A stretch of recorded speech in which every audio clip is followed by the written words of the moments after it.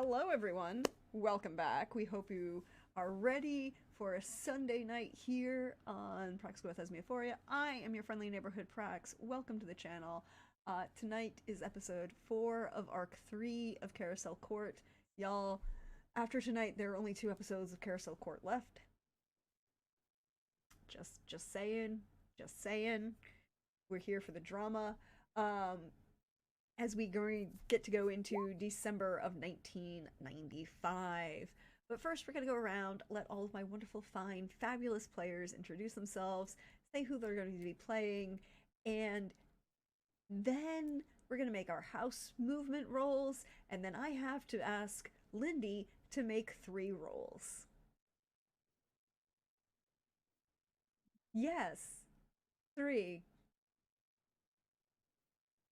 When you create a new type of magical practice, it requires complicated things. So, why don't we start? Just a little nuclear magic. Just a little nuclear magic. Why don't we start with PB?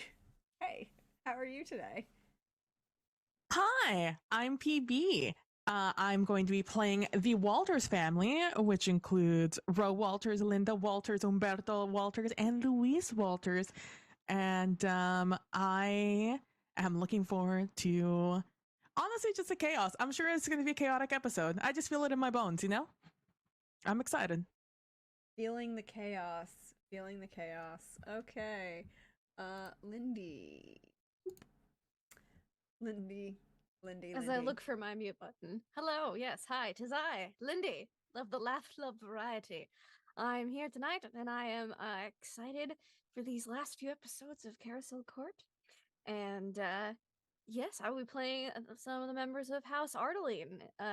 Totally not vampires and Dampier and who knows what else. Don't worry about it. We're just totally normal people. And I may have made, oh, let's see, what did I call them? Adolescent mutant Martian turtles. Adolescent mutant martial turtles. You know. Yes. Mm-hmm. Or amphibians, because then it'd be AMMA, and then Yes, nice abbreviation. They are reptiles. No, they're turtles. They're amphibians. No, No, they they're are reptiles. reptiles. Amphibians would be frogs. I was that child. This is true. This is Yeah. true. Should have made frogs. That's okay. Turtles. More Frogs are an copyright indicator species. This is true. Frogs are an indicator species. They're so fragile. But yeah, that's me. House Ardeline. Woo. Just a little nuclear magic last week. Just a little nuclear magic. We'll come back to you in a minute. Hey, Lynn. Hey everyone. Lynn, I'm gonna be I'm Shive, and I'm gonna be playing members of the Kwans. So that includes Youngja, Junghwa, and Petra. And I am also looking forward to the chaos and some fine drama. Chaos and drama, the way to go. I support all of this. And then hey, Pope. Hey everybody, Pope here, Pope World Build on the interwebs. Getting to play members of House Willem. I use he, him pronouns, and it's 95. There is a lot of music to be played on the radio. And the world is a very brutal place at this point. So it'll be interesting to see how all the families cope. Indeed. And last but never least, at least at my table, the wonderful, fabulous, iconic Trooper. Hello, I am Trooper SJP, and I am shepherding the Musgrove Masters family, which currently consists of, in the current spotlight is Masters Musgrove. There's also his brother, Johnson Smith, and then his mother, Susie, is still around. His brother, of course, is married and has children. There's also his Aunt Sally and his Aunt Sally's husband and their children. So there's some masters and musgroves running about. Not all of them are musgroves. Some of them are masters, and some of them are Well, technically, I Smith. guess none of them are masters. All of them are either. Uh, Because Sally got married, right? Yeah, so she's a master's Collins. Oh, there you go. So they're running about, as it were. This is true. Masters is a master's. Masters Musgrove. However, but I do need y'all to make your house fortune or project rolls, because by this point we know that you all are at a point where your fortunes are such that you are gaining a boon. So and I know that some of you were working on particular projects. So why don't we start with Trooper? We'll go in reverse order just because I'm having fun today. For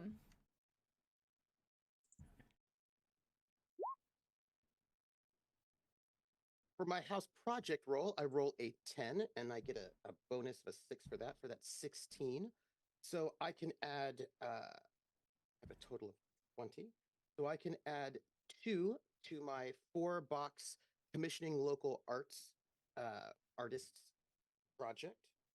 Yes. So now you're at a point where this venue is established. It's considered one of the go-to venues in Savannah. Frequently, people in Savannah, and what I was trying to describe last week, and I realized I did not do well, mostly because I was still thinking in a very southern mindset. When I said you could pick up people from all the way to Atlanta, what I meant was all those counties in between, those 4 counties in between that are unincorporated cities and don't really have anybody, so they would go to the biggest towns for biggest performances. So now you've kind of spread yourself to like the eastern half of Georgia. So yes, you're hyper local to the city of Savannah performances, but if you've got a bunch of kids who are out in Hall County. Haha. I was like, I don't remember. Or up to Athens with the in that kind of whole section of the farm country that basically is all that's there, because Georgia is basically 3 cities and a farm in between. Well, and it's not a big company. It stays very, very small. It stays very, very small, but you are word of mouth established, kind of a permanent venue, well known. You get regular supporters that are, when you do your annual donation drive, you've got the regulars who will come and support you, plus they'll pull some other people, and have become known as a slightly, not quite launching point. You're not Eddie's Attic yet, but you're getting there, right? Like there are some people who have definitely been seen in your kind of company in Savannah and have made their way to Athens and possibly even made their way up to DC. No one who's gone all the way to New York yet, but that might happen in the future. Well, we're an avant-garde place, so probably not. And we're hyper local, so the aesthetic is not particularly New York or DC or even Atlanta. It's a very, very it's like the way that Go-Go never really made it out of DC. It's that kind of a vibe. It's something that is so specific to this area that people outside are just never really going to make it outside of Savannah. But it also doesn't necessarily want to. So I have 8 left over for another project. What do you want to do next? I think since we have established, so this will be the 4th project about the dance company. The first one was to actually create it and establish its base and its location, and the second one is going to be was having a really good AIDS benefit concert, and then the third one is to commission local artists to sort of help create a local scene, and so the 4th one is going to be establish a call it like an endowment so that people who cannot afford to can take classes at the dance company. So wanting to sort of create an endowment to sort of subsidize. So basically, there can be scholarships for people who are poor to go and take dance lessons there for free. I would say that would even be a 3 point. So mostly, but could you roll me a D100, please? We're at 21. Cool. You have not established a permanent endowment, but one of the grand dams out of Atlanta, or excuse me, out of Agnes, has decided that as her family's from Tybee, she spends a lot of time on Tybee and enjoys your art. She is established in herself a point of will give you a serious money. So you don't have the permanent endowment yet, but you have the seed money of one. And remember, this is sort of like a punk rock avant-garde dance troupe. Yeah. There's a lot of So, Trooper, I know you're used to thinking of women's colleges of a particular type. Oh no, I'm just saying that people over 30 might not be interested in the nakedness.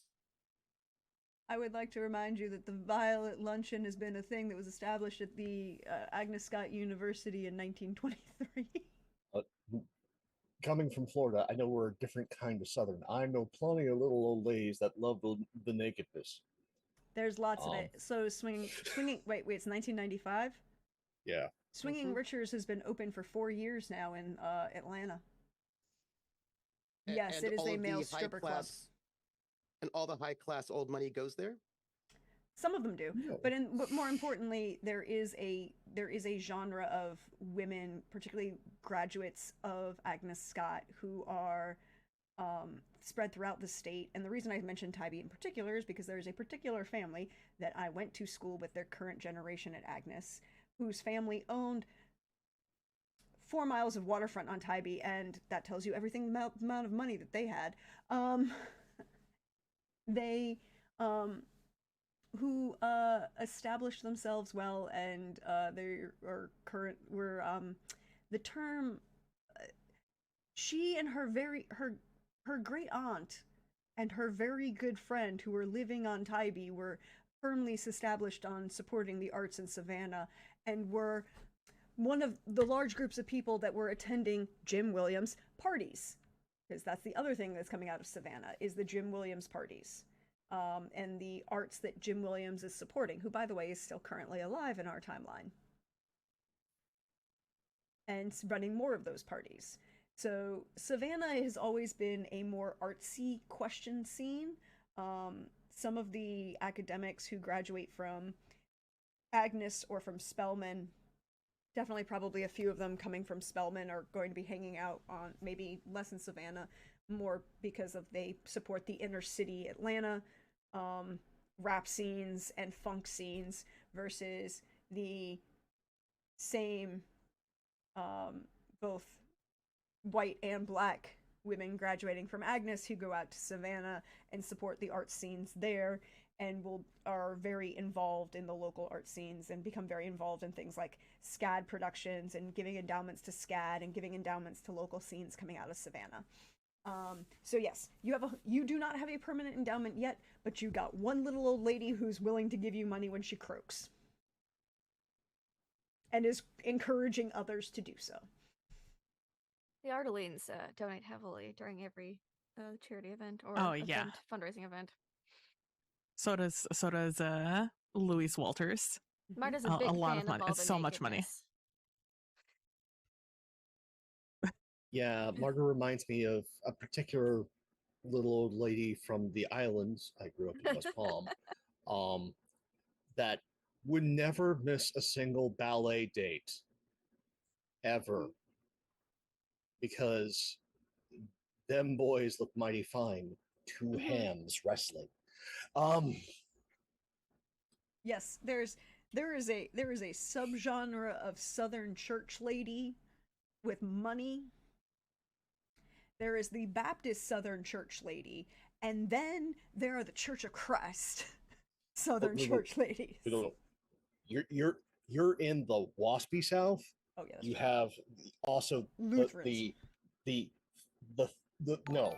There's the thirsty Methodists and the exceptionally thirsty Episcopalians. Yes, Yes, I was and- gonna say the Episcopalian. The Episcopalians and the Methodists are thirsty, but only for one thing. They aren't thirsty for the alcohol because, you know, Yeah. they're all teetotalers.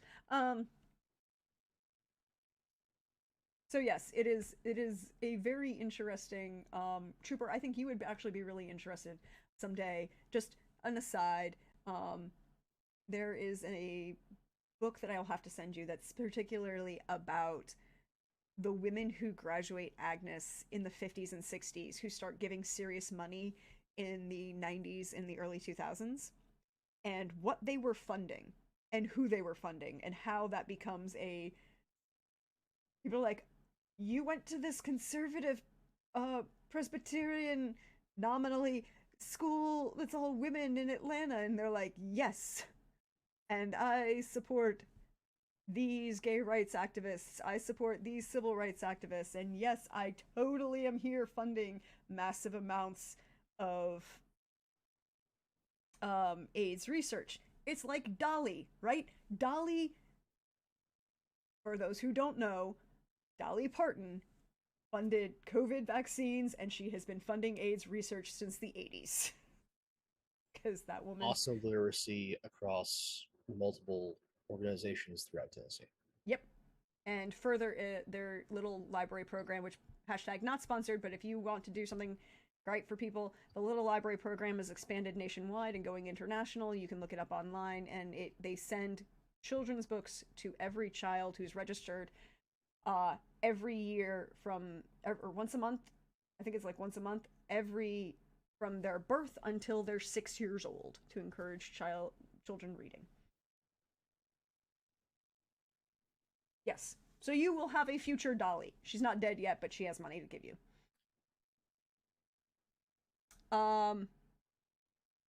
Let's go over to the Quans. What are the Quans doing?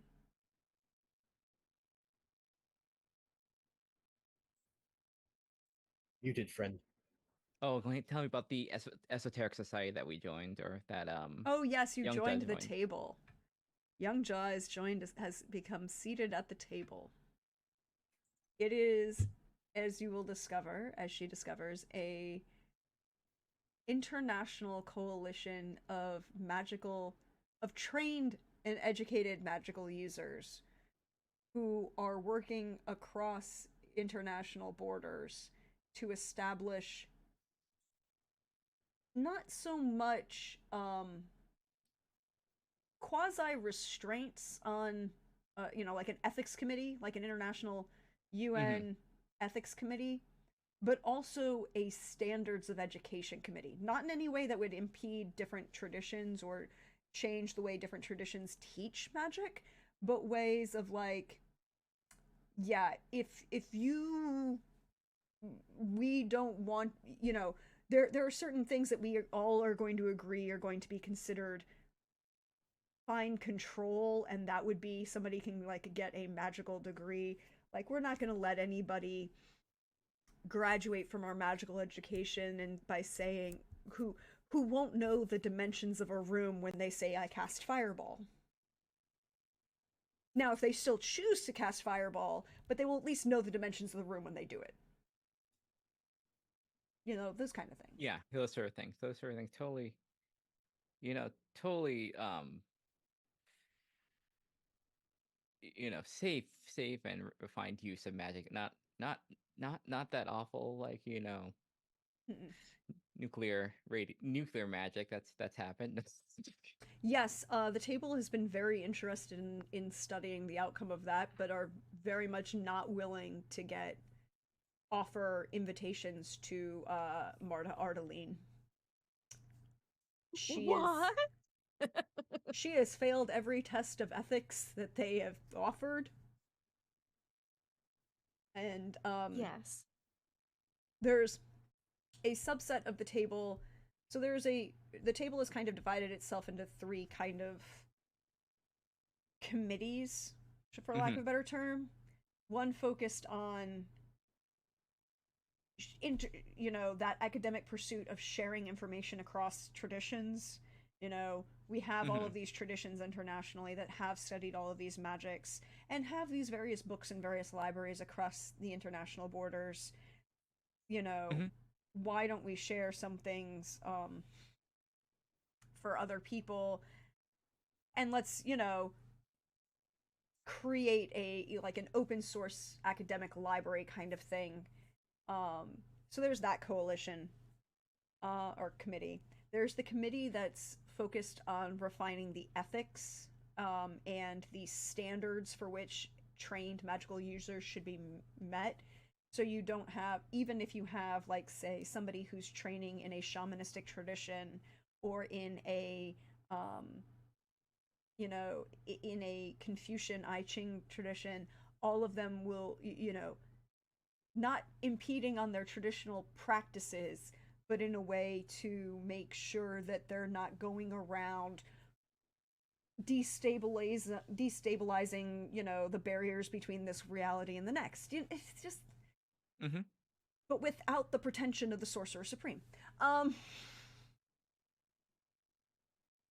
and the third major committee of the table are focused on international law and human rights within magical usage. How to get certain practices recognized, protected by various international legal forms, getting certain UN protections for magical practitioners across international borders, basically working within the existing legal system to create what would be in the United States the full faith and credit clause, basically. Mhm. Um, right? Like, you don't need to, if the full faith and credit clause is the big thing from that is like, I have a driver's license from Connecticut. That means I can drive through these other states, and it is recognized that I have met the standards of driving because of this. Having that Mhm. same kind of practice of, you might be a magical practitioner who learned in Constantinople from various Sufi uh uh oh, I'm blanking on the term for the Sufi wise men. But imams, right? And you're trained and Mhm. you've gained your practitioner's, quote unquote license from them. That still means that you've met certain standards that would be understandable and protected by, Korean I Ching practitioners or American shamanistic practitioners, all or even, English wizards. But fuck them.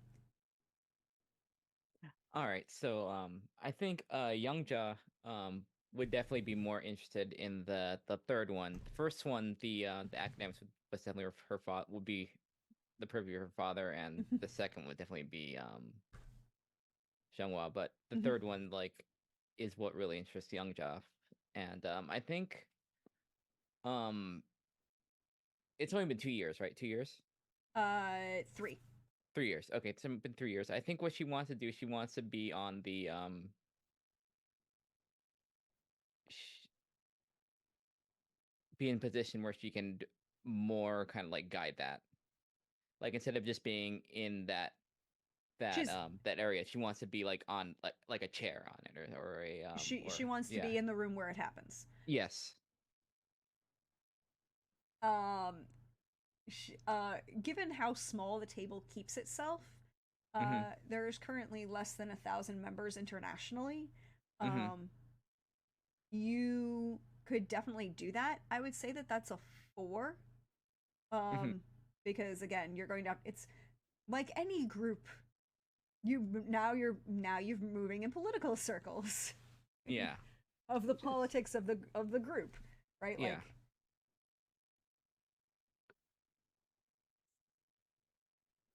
Okay, so that's 4.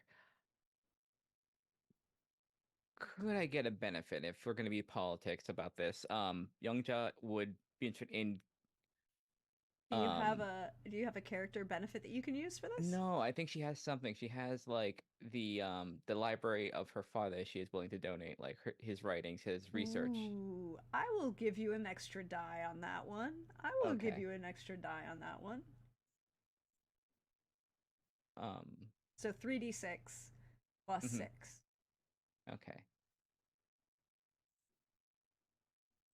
plus whatever you had left over from last time.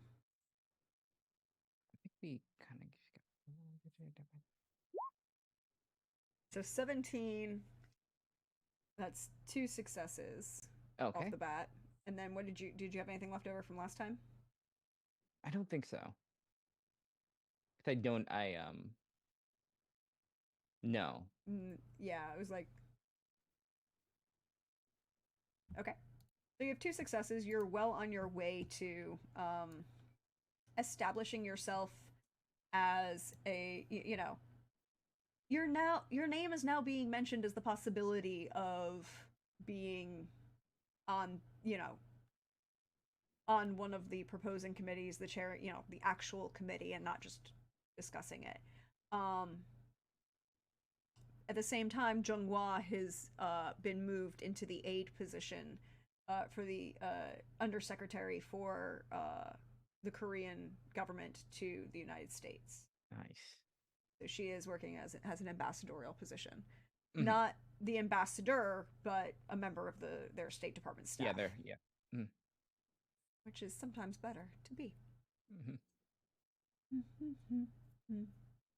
PB. Hi. What? So I finished the thing last time, right? With the oh my god. I am so bad with words this week. The thing with I finished it. The point is it's done. So Yes. this week I am starting to kind of build off of the previous house role that I did, which is for creating a network for all the incubi. Yep. And so now I am building off of that, and I would like to start creating a network of kind of like halfway houses for incubi in need, as we just want to improve the lives of anyone who might be struggling to exist in this world. You know the vibes. So I would like to try and start up a sort of halfway house sort of deal specifically for incubi. Yep, sure. Easy enough to do. Sorry. I would say that, yep. So 11?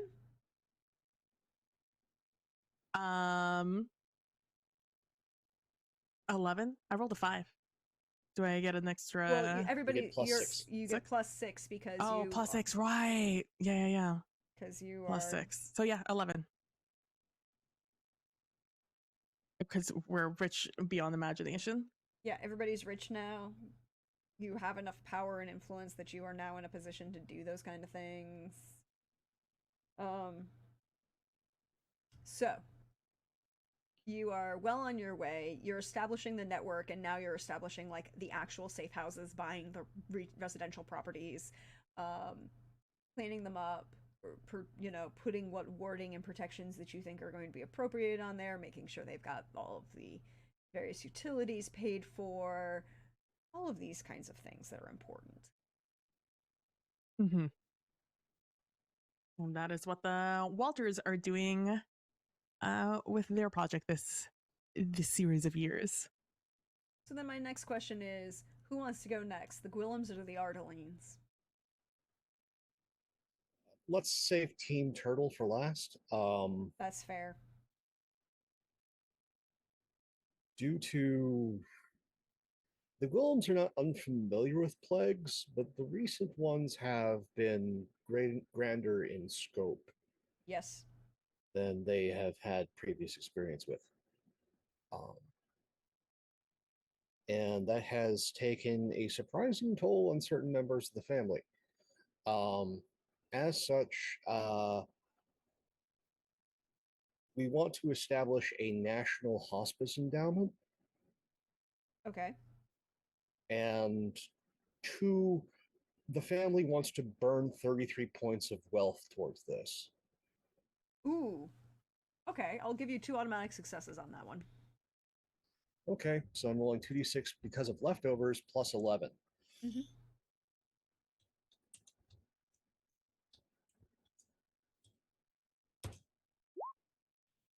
So 19, so that's 3 plus 2 is 5. I will say that you have your national hospice network begun.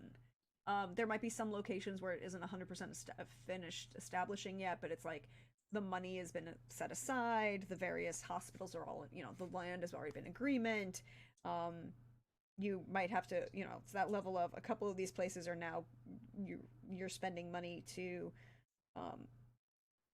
you're going to the various locations, doing the ribbon cutting ceremonies kind of things. Are you focusing on one particular area? This is primarily for those communities and individuals who are underserved by what is currently available. So LGBTQ plus, others, etc. Mm-hmm. Because there's been an awful lot of death and an awful lot of death without caring, and that has metaphysical connotations that are quite grim for those that are kind of tied to cycles as well as the beyond. And it is having impacts. And since Mm-hmm. humanity is kind of behind, it's up to us to sort of shore up the holes in the dam. Yep. That still true in our timeline since so much else has changed. A general sort of acceptance and there is a towards general people has happened acceptance. for There is decades. a general acceptance, but if you're talking about the AIDS crisis, that was still kind of not openly as accepted, less because of the LGBT population issues, But and more. even drug users, like these are people that still deserve to be seen as people as opposed to lesser than. Yeah, that and the ties to the vampire population with the other connection. Although, given in 19, because I did a bunch of roles and figuring things out, welcome to 1994, the established. So one of the things, if you go back and actually look at some VODs, there were some inter-player house tensions caused by Susie Masters and the Gwillem family both looking to get certain things passed through the FBI. And since then, I have been making rolls every week to see who ended up in the front. And wouldn't Susie's stuff be basically out of commission since she's been so thoroughly shamed and sort of put on the out? I'm reminded of a particular phrase from Shakespeare. The evil that men do often outlives them. The good is interred with their bones. Yes, well, this is also true. But more importantly, you were working to establish a department within the FBI. You will both establish that department within the FBI for these and the congressional laws about how others were to be treated legally.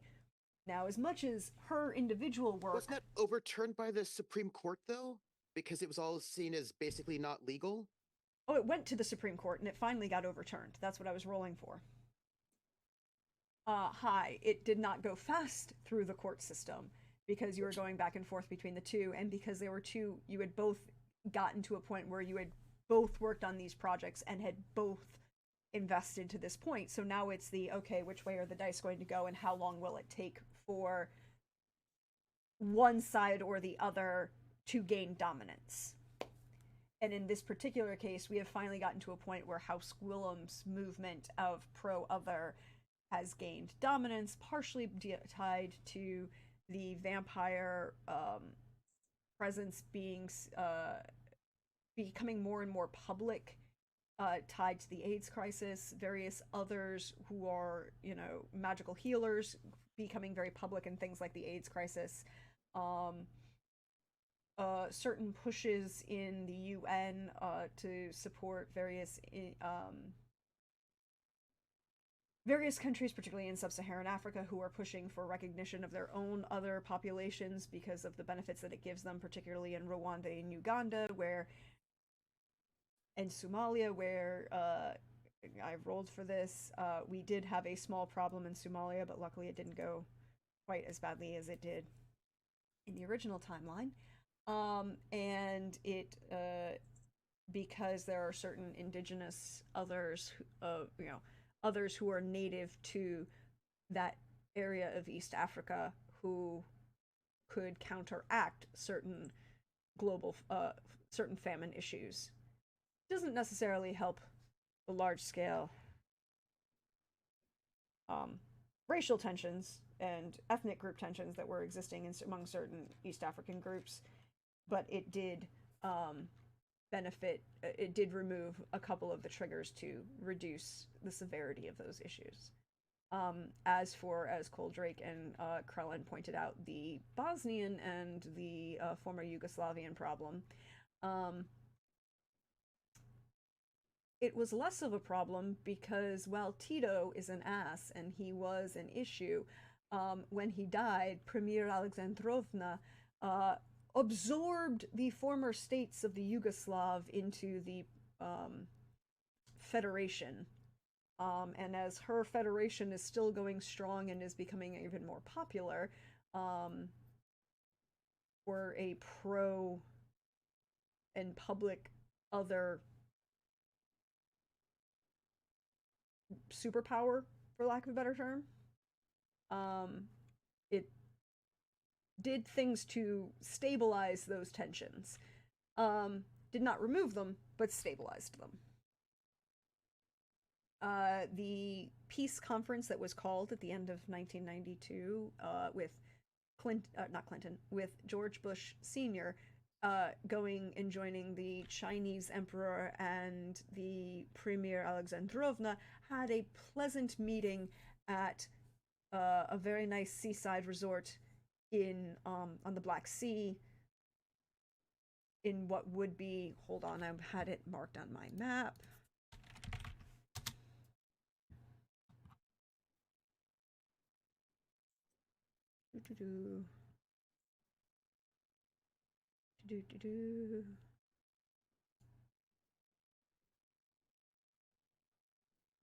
Ah. The in Georgia, the country thereof. Poti, I believe is how it's pronounced, Poti, on the eastern coast of the Black Sea.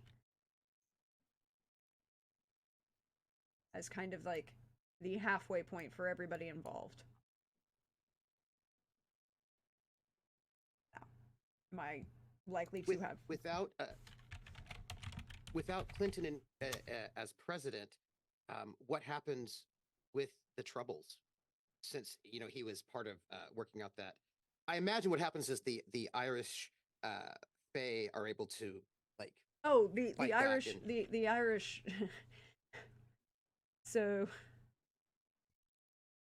this is the point at where Bono actually outs himself as an unseelie Fae, and because, look, we love that man, but even he acknowledges he's not got the greatest voice in the world. But how else did he become the lead singer in one of the most influential rock bands of the 90s? And even today. But U2 and Bono and are able to, the Fae and the Firbolgs of the Seelie and the Unseelie and the Firbolgs of Ireland are able to remove the last of the curses left by the English crown on Northern Ireland, and to stabilize tensions enough that there is an actual exit strategy to get give Ireland back to the Irish. Yes, I'm sorry, I didn't roll for that one. I just chose that one. Hi. I'm a little public in my political leanings. Fine. Also came out that the leader of the Ulstermen was a necromancer, so there was that. Of the unconsensual variety.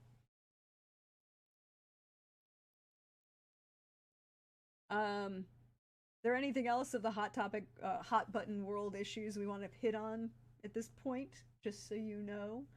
Because, yes, I have been doing them all, even if they haven't always been affecting you guys.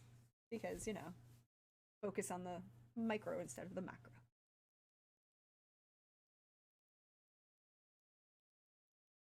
There's one micro thing that both PB and I are desperately interested in, but that needs to happen after Turtles. Yes, we need to get back to the Ardelines and their house rules. Yeah. So, my house project. Well, I finished my last one last week. You did? I guess this house project is just I'm gonna make a pun here and it's gonna be great. Dealing with the fallout of of the last project. Just, keeping things cool on the DL. Making sure we've got some. I don't know if they're even still alive anymore, honestly. This is a complete experiment. I fully expected uranium turtle soup. So, we're just rolling with it. Just maintenance and controlling the fallout of these turtles. That's my house project. Yes, by the way, Koldrick is correct that the book of Midnight in the Garden of Good and Evil came out in 1994, but hey, Jim Williams is still alive, so there's that. And he was acquitted in our timeline. So make your house project roll, and then we'll come back to nuclear magic and turtles. Sure. House project roll 11. Okay, so 1 success plus whatever you had left over, but I think you only. I gave it to Pope, so Yep. last week, so yep. So just 5 left over. Yep. I need 3 rolls. You can choose which member of the household makes these 3 rolls, but okay. And you can go back and forth based on which one you think has the better odds. So you don't have to be committed to one particular member of the house. You can choose for your best options. Okay. First of all, we're going to have to deal with the legalities of nuclear magic in a subdivision. Yeah, it's just a little nuclear magic. It's fine. The Geiger counter didn't even go off. Yeah. So I'm going There's a lot of lead involved. There is. I'm going to need a status breeding roll. Sure. To influence. We're doing these one at a time, or are you gonna let me know what all of them are? I'm gonna let you know what all of them are, and then you can choose which ones you want to do and who you want to have do each roll. Okay. So to deal with the legal question, we're gonna need a status breeding roll. That checks out. Then you have sentient sapient turtles who, well, as a turtle in a aquarium, were teenagers. They have now shifted in development to were closer to tween. So they need a lot more educational benefit to come out of this. More martial arts movies. Got you. Okay. Or just general education. So I'm going to need a knowledge. I'm sure they'll learn some languages through that. I'm sorry. You know what's going to come out. Yes. Language. Yes. Because it'll also cause so basically a knowledge check. Either knowledge education or knowledge research, depending on how you wish to succeed on that role. Sure. And then the final one is the actual, how to phrase this the right way.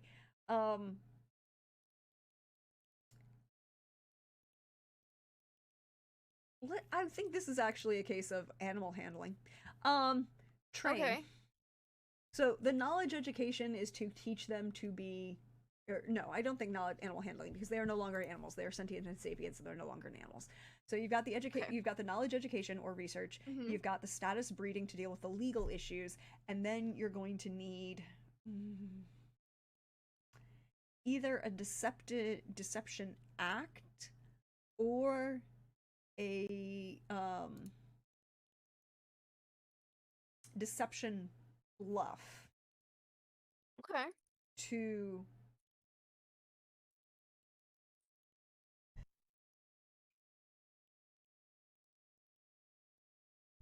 sorry about that, a deception act or a deception bluff to, you've got to deal with the legal question, and now you'll have to deal with the quote unquote magic question, right? One of them is the legal question is dealing with the mundane and law versus the, members of the table who might be possibly slightly concerned about a new entire branch of magic being discovered and practiced in a subdivision in Savannah without any ethical constraints. Look, it's not my fault no one else had the brilliant idea of nuclear magic. Really, nuclear power's been around. Like, you've had uranium since Marie Curie. Like, please, you can't tell me no one's thought of this before. It's just probably never been successful. But no. Or they kept it on the down low. It's fine. Lots of lead. Yeah, it's gonna be Marta for the status, the knowledge, and either Marta or Opal for the deception. We'll start with the first one first. Breeding status, and we're good on this one. We're just going to. Oh no! Don't close the thing. I hate. Click. Okay, good. 21. 21. You deal with the immediate legal question by just kind of waving it off, and then you, of course, have your standard lawyers deal with the more complex legal questions. Mikey is very good. Yes, Mikey is very good. Mikey has now also established these fine individuals as getting them birth certificates, getting them, census records. They are, You can deduct them on your taxes. Yes. Oh, that's even better. Yes. Yes. Oh, I've not You have 4 new dependents in so long. Exactly. You are moved into a position where these are now established as actual beings that are legally identified. It's terrible. I love it. Next one, knowledge. We're gonna do knowledge research because I think that's much more Marta's style. Don't stick her in a classroom with a chalkboard. It won't go well. She's more of a hands-on teacher. Yeah, and I think this is the check I'm going to use my bonus dice on because we want to Yep. Make sure this is good because this is my weakest one, which isn't all that weak because Marta's actually pretty good for this, but still. 15. Yeah. 15? Yes. They are definitely. Marta will very quickly realize that as much as you've been exposing them to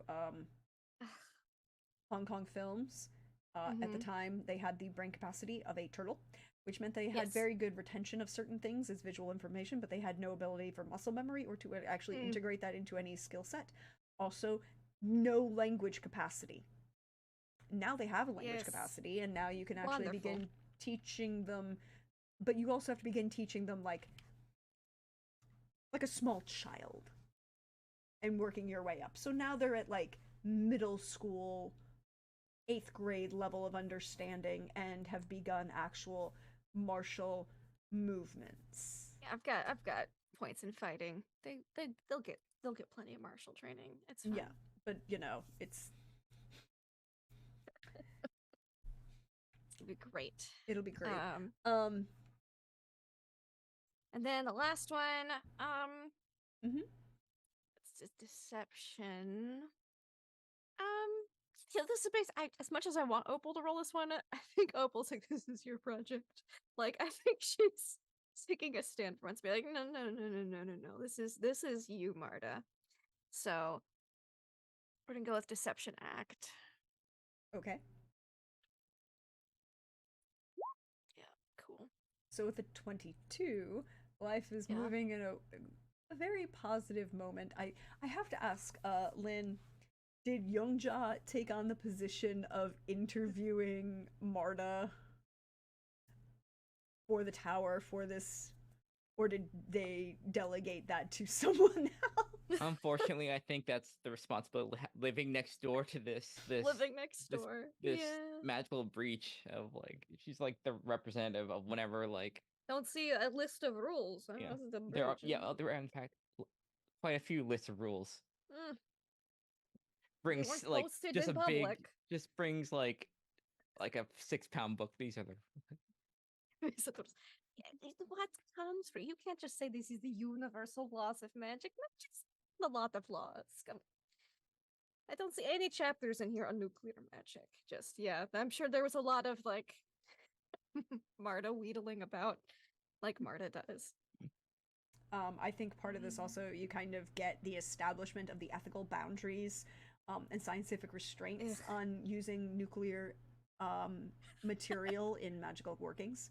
God, unfortunately, this probably has the this added side benefit of Youngja now knowing about like attempts at this as prior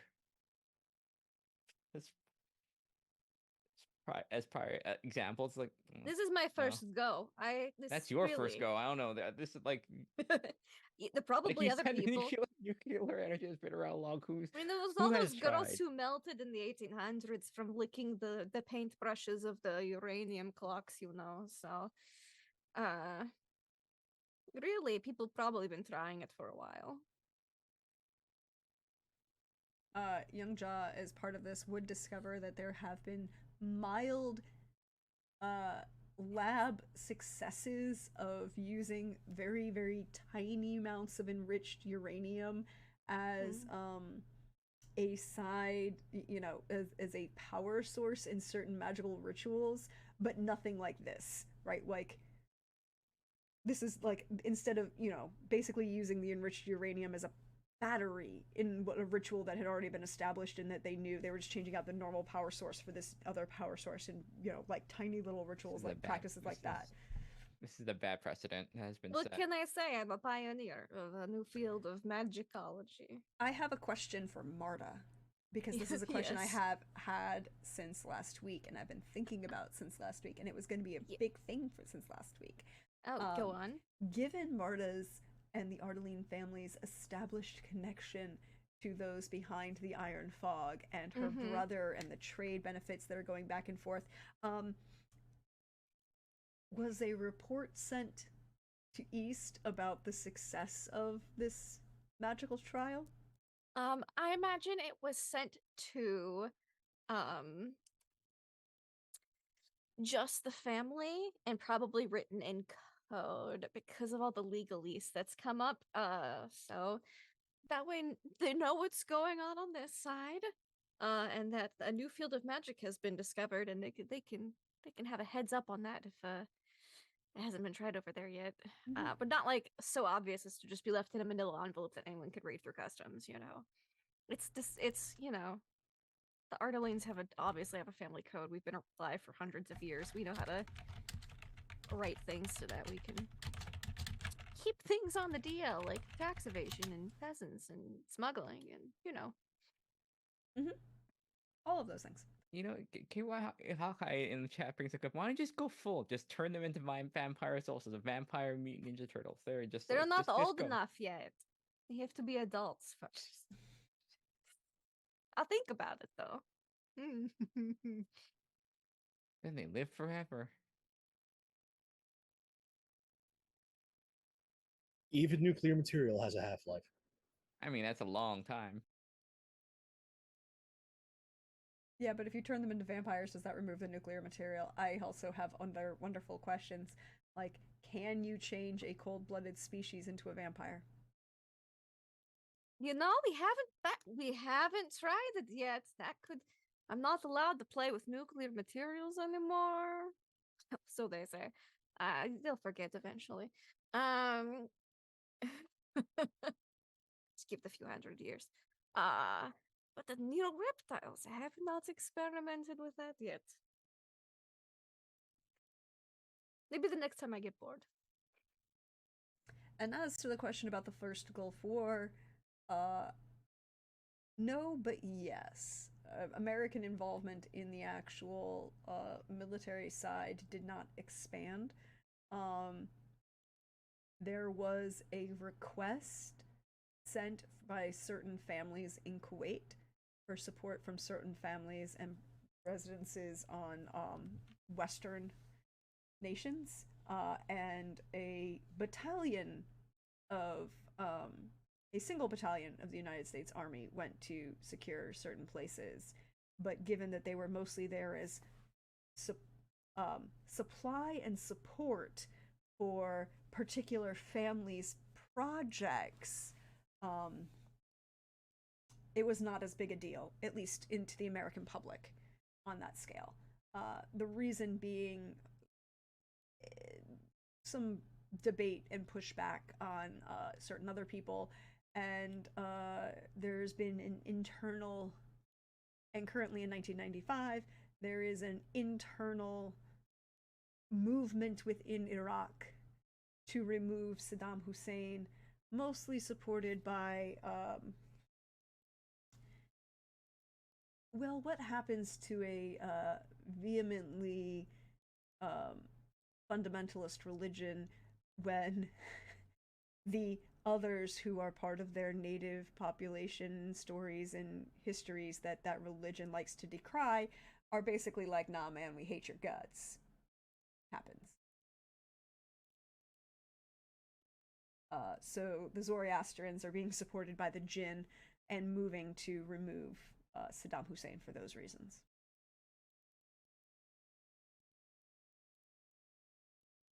And the Iraqi Christians are mostly supporting them for a variety of reasons of their own. Yes, I've been rolling for all of these. The 90s have been fun.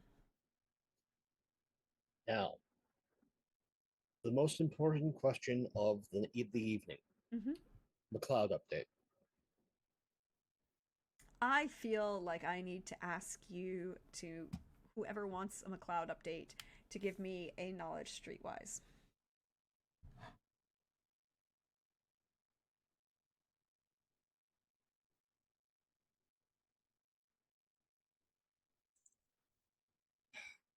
Mikey is a gossip hog. Let me bring up that sheet. It's fair. And Robin is Rose's friend, so he will I will give you. I will roll let on you. our part. I will let you re-roll one of those die because you are a friend. Personal.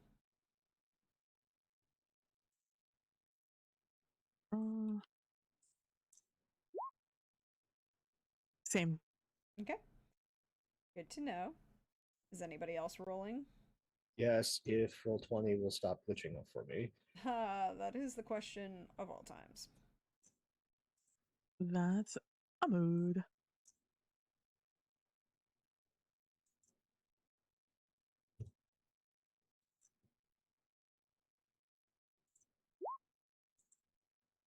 $19. So a 16, a 19, and does anyone else want to know about the, well, the McLeods, as it were? I've got turtles to tend to. You do have turtles to tend to.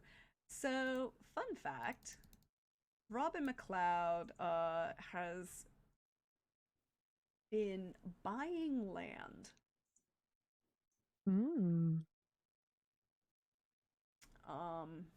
Specifically land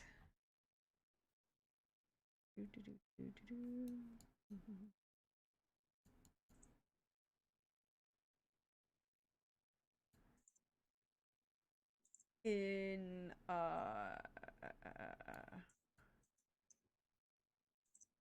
Cabbage Island.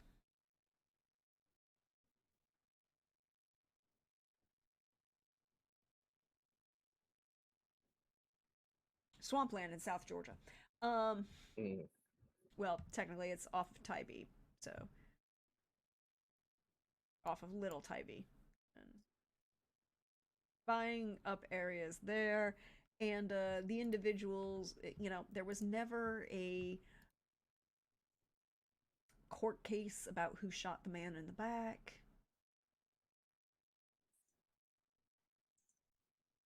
But Mikey would know, with that 19, that a few more of the quote-unquote frequent flyers have been removed from existence. Not any of the, like, low-light, you know, not any of the drunks or the pickpockets, but the guys who, you know, are known for assault. who've never actually been convicted of murder, but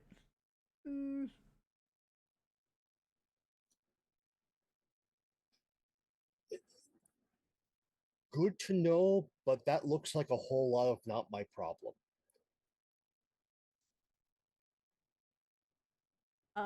And Ro, as a friend with a 16, I'll give you just a little bit different information. That Robin and his wife and their now 3 children, their wife, and again, he's established himself as kind of like going back and forth every 6 months, but periodically going for various holidays or whatever in Scotland. But the family, his wife and children are living in Scotland, and they're establishing themselves quite well. He invited you out for drinks, and then to kind of celebrate as his son has been elected a member of parliament for the Scottish Nationalist Party.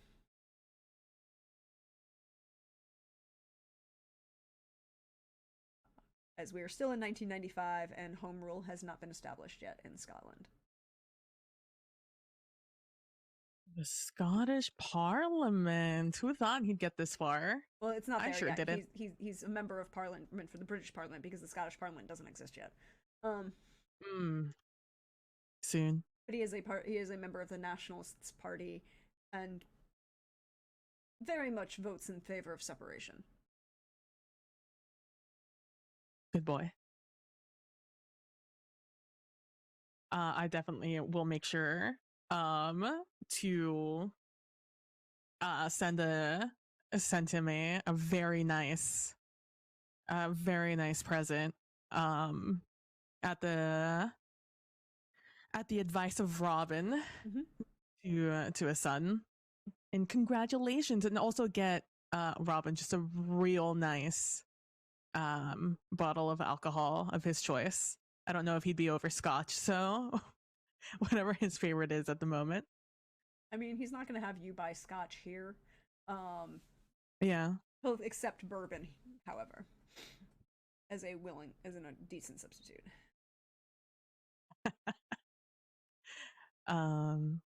Wow. Okay. Interesting. What an interesting family doing interesting things. What about Mrs. McLeod? She has not been back to the United States since they moved to Scotland. She's doing very well, and at least according to Robin. I'll make sure to send her something nice also in celebration. Also, the suggestion of Robin, because I don't know.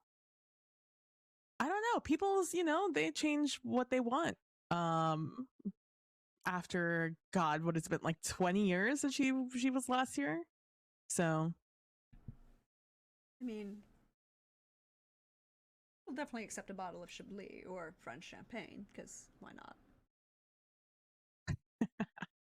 And then definitely the best she gets. All 3 of them. I'm very one for Robin, for hey, congrats on the boy. To the boy, congrats on doing great. And to the wife, also the same thing.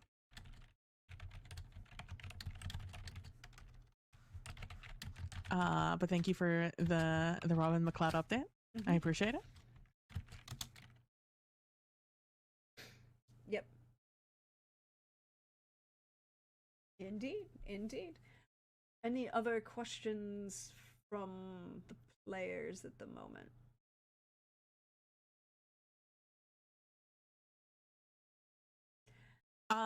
How's to lead us into the rest of the game? How's our search for the box truck been going? The box truck search has been established and was moving around. Now,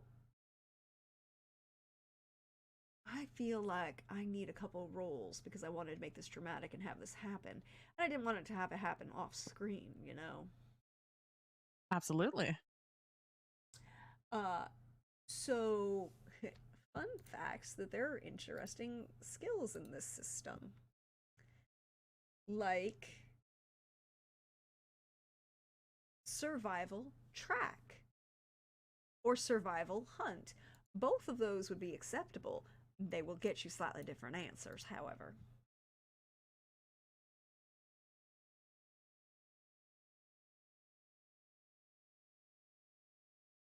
Only row? All right, survival hunt.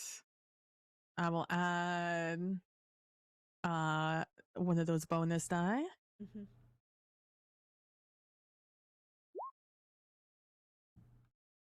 Thank you, chat. That's an 11. An 11. So the biggest you will succeed. The biggest, but it's going to take, this is why it takes you a little while. The biggest problem is it is a Ford, what you are looking for is a white Ford Transit van, or white Ford panel van, right? Like, and this is well, 1995 in December, so it was pre-Oklahoma City. Everybody and his brother, who's in the trades, has a nondescript white panel van. They're the most rented vehicle from any of the car rental places. You begin to super hyper locate it when you discover the boundaries of where it doesn't cross, right? Like you can start marking in the boundaries of where it doesn't expand, so you can begin focusing in, and it takes you a little bit of time because you have other things to be doing, apparently. Living your life, getting married, fighting with your ex-wife, your parents about your ex-wife, I'm assuming, the possible affiliation between you and a acquitted murderer, all of these things, at least for Luis. Not sure how other members of his family are doing, but you begin to hyper focus in, and you realize that the van continues to move through certain roads, right? It stays to what would be things like most of the limited access roadways. So US 80, I-516, I-16, the loop with 204, US 17, not ending up on city streets per se, but staying on roads where you can be in continuous movement, right? Like if we were in, you know, the comparison could be made to Atlanta with staying on the perimeter where you can just keep going in a circle perpetually.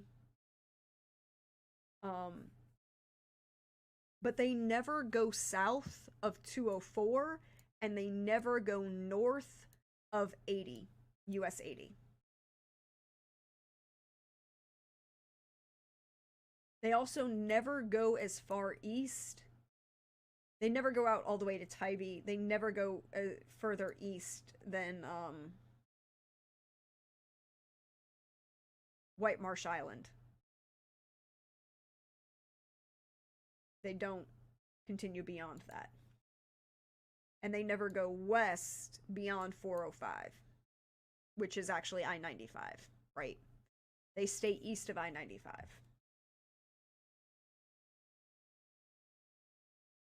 The Lafayettes have amazing resources, and they're on this. Have they been able to find them?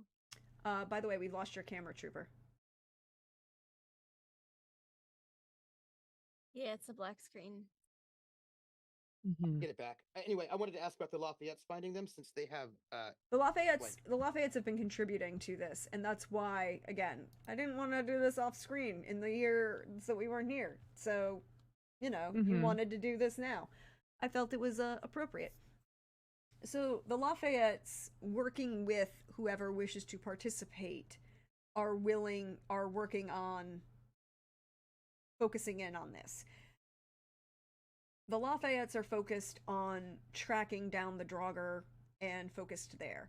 The Sycamores have been focused on revitalizing whatever the Draugr was guarding and where that magic was broken and its influence on the natural environment. But the other members of Poker Night have all been participating in this event. Ari Solano, Umberto, Isabella Hall did not attend, but Kit Eldridge and Colonel Fitzroy were all attending. You know, the people who show up at the poker night, the Centennial Poker Night, shall we say, are working diligently on this and have now come to a point where you can pinpoint it. And you're pretty sure with that 11 that the base radius, as it were, like the most likely places where they're going to be focusing out of, are around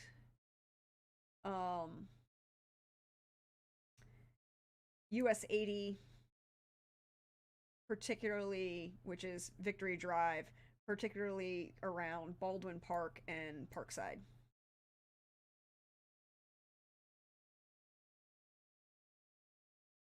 Closer to where the, campus for SCAD is.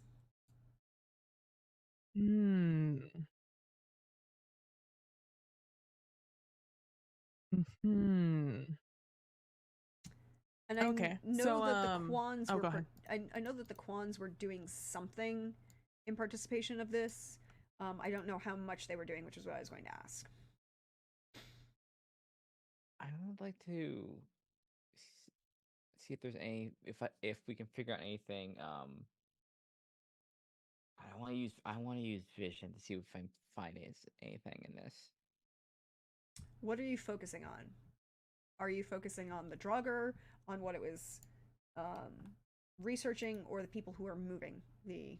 What it was protecting. In that case, you want to scry for this, basically, is what you were doing. So you are using the, oh god, I have to pull up the rules. Excuse me, it closed. Yep. 30 seconds. My bad. So I have to remember there are a series of rolls you have to make in order, and I needed to remember which ones they are. Sorcery, here we go.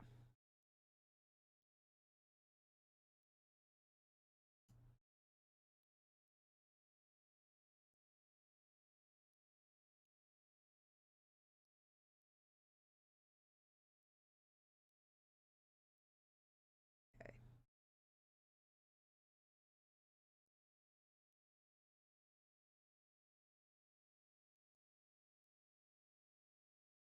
So I need an awareness empathy is your first roll. Awareness empathy. Man, I just like this font. This font is killing me. Hmm. Like for like the spell, like the Yeah. Because seers can also use the awareness notice, the notice magic action regardless of their awareness specialities. Their awareness empathy Mhm. or awareness, yeah. Awareness empathy. If you don't have dots in empathy, you can use whatever. You can get a bonus. That's only if you are a seer. And Yeah. the only way to do this is if you have a high enough awareness notice, or if you have dreams. If you have if you're a prophetic seer, dreams. yes. If you don't have prophetic dreams, then you have to have the high enough empathy notice. Otherwise, you cannot notice what magic is happening. 5-2, 5 and. Mm-hmm. Okay. 15. Yeah, you're fine. So with a 15, you aren't gonna notice the magic itself because you need an 18. Mm-hmm. And I think that's where this is like you're now at a point where there have been people who have actively been trying to clean up the aftermath, that there isn't the magic that you would need really to focus in on what they were guarding. Mm-hmm. Like the Sycamores and a couple other people were actively cleaning up any fallout, as it were. And so there's nothing really left to trace back to determine what the Draugr was guarding.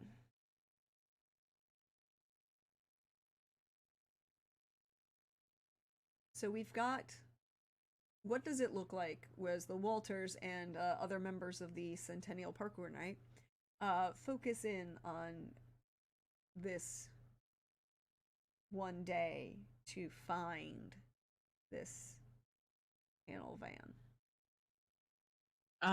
Umberto had been spending the past couple of years going around the area as we've been slowly shrinking the area where we believe this box truck has been until we finally figured it out, going around to different diners, different small stops, just gas stations and things like that, and just really striking up conversation everywhere. His voice is pretty distinct at this point in the city of Savannah, so it's pretty easy to strike up a conversation anywhere about anything and build up rapport. And the rapport is already set, so asking questions isn't too weird or hanging around for too long. People are always looking for advice. It's actually kind of annoying, but in this case, it's actually really helpful for Umberto. And he has been going around and asking around if they have like any regulars, you know, asking around questions, essentially of, hey, have you seen a white truck stop here a million times, but a little bit more subtle than that, and going around and following leads where he has been able to kind of figure out the route that you've kind of set forth. So as that's been whittled down to a singular route, and he's told everyone at the latest poker night, which was this past Wednesday, right? It's Wednesdays are poker nights. Poker night, yep. And I believe, let me check one thing.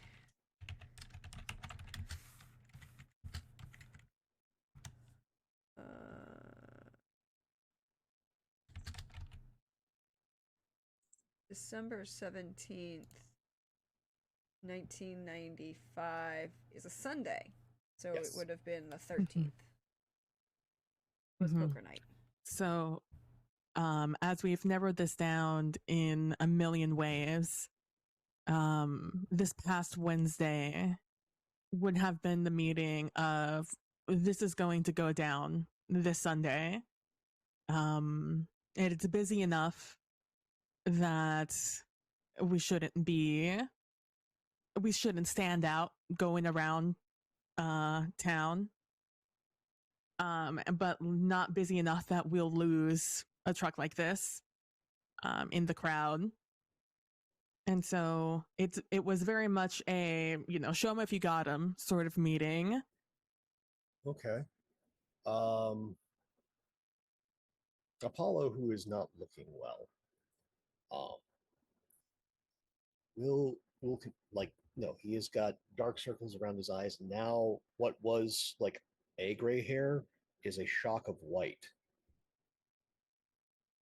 through like the upper right side of his head. Marta thinks it makes you look very distinguished. Will contribute things that look very unimportant. I'm burning 2 magic here. And we're gonna burn a destiny point because fuck it. Look, you have them, and there are only 2 sessions after this. I'm just saying. Yeah, smoke them if you got them. So gives you a small cone of incense. Looks rust red. Pretty much it's like, hi, you want to do magic? I'm going to give you things to use as power sources. I can't necessarily, our magic is destructive. So you don't want us to do things. So we will just contribute the power for it. So it's pretty much, hi, here's celestial blood condensed in incense form. have that. Here's a chalice. Don't ask. Um, and uh, then the third item is a small sliver of wood. Also, don't ask. Yeah, the one in the middle is one of many. The one on the last is I as a GM have a question. Mm. Did this sliver of wood belong to a cross or to Cassius Longus? They're two very important questions. Uh, we're not allowed pieces of the cross. We are allowed pieces of the other thing. Yes. Oh, okay. No. The cousins upstairs would not let us have pieces of the cross. No. That's a big no. That's family has a big blow up at Thanksgiving level of no. Yep. So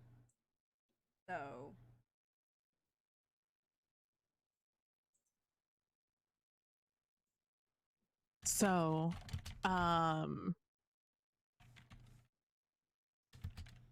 not saying I'm not a magic user.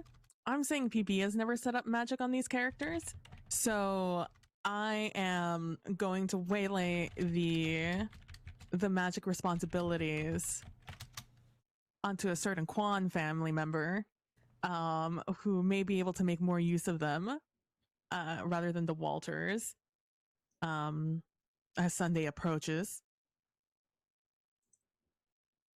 And when it comes to how we're going to approach Mm-hmm. this box truck, we really have two options, right? Yeah. We either stop them on the road or ambush them when they stop somewhere, which I'm assuming they stop places. If for nothing else, gas. Hopefully just stop. Hopefully. The changeover of drivers. Yeah, I think this is gonna be Zhenghua territory, I think, trying to find. So that's who Ro is probably gonna be dealing with. So I think the idea is we're probably gonna want this to be as controlled as possible. Like when they stop, it's probably gonna be when. Like on the road, it's gonna be dicey depending on what the hell they have. Yeah. Or how reckless they're feeling about this sort of thing. Yeah. As cool as it would be to have a highway chase with the Draugr like truck. What a scene that would be. But no, I 100% agree. So wait. What I'm hearing is I'm not getting my Smokey and the Bandit or Dukes of Hazzard moment. God, I don't think she has like. I'm not saying that it could happen. I'm just saying that's not Plan A. Okay. Plan A is not the chase. That's more like Plan C territory. Good to know. Thanks. Sorry. Plan C for chase. I think Plan A is more on the we steal the van ourselves and release the Draugr somewhere else. Go home. Go back home. And let them lead us to wherever they need to go. Yeah. Or maybe ask them. Maybe they'll tell us. Maybe we could drive them there. Be like, hey, do you need a ride? Yeah. I know it's probably getting cramped back there, but I mean, what's a few more minutes? I mean, it might be upset, Just be prepared. Yeah. For being upset. I'm sure they have them, tied up back there. We can just let them deal with it. Okay, so we probably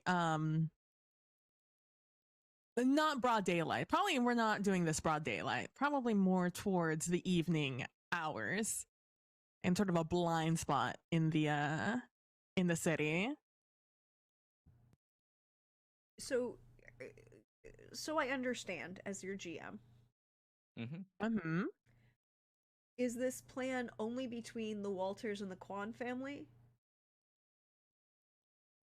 No, but I do trust the Quan family to be the ones to lead the magic front of the situation. Okay, so you're comes the down to magic Quans are things. the Quans are the focus of the magic, but you're using what, everybody at the poker night kind of thing? Yes, or what they have offered, such as Apollo and the Gwillums having given us magic sources. If anyone wants to be more hands-on, they're free to. In that case, Caradec Lafayette will make a phone call to ensure that your cars are all marked and you're not going to get in trouble with the county. You can't really work really well with Savannah City Police because those are under the auspices of another at the moment, but the county cops, he can ensure that you don't draw the attention of, shall we say. Oh, that's one other thing that the Gwillums can provide. Would you like your vehicles tuned up? Absolutely. 100%. Yeah, I mean, if Okay. Comes down to the Smoking Bandit chase. No, we're gonna need it. So we are going to reinforce the suspension on all of these. We're because this is done in a short period of time and not a long period of time, we're just going to install a dual turbo system on each of these vehicles. One will get a NOS system, but we're not going to do that to all of these vehicles. That would be bad. So you have a bonus. Mechanically for this, you'll get a bonus die. Well, actually, could a member of the Gwillem family roll me a... Sure. What is it? Let's go with knowledge. Just for the joy of it. Knowledge streetwise. Sure. We'll use the one bonus die because this feels important. Uh-huh.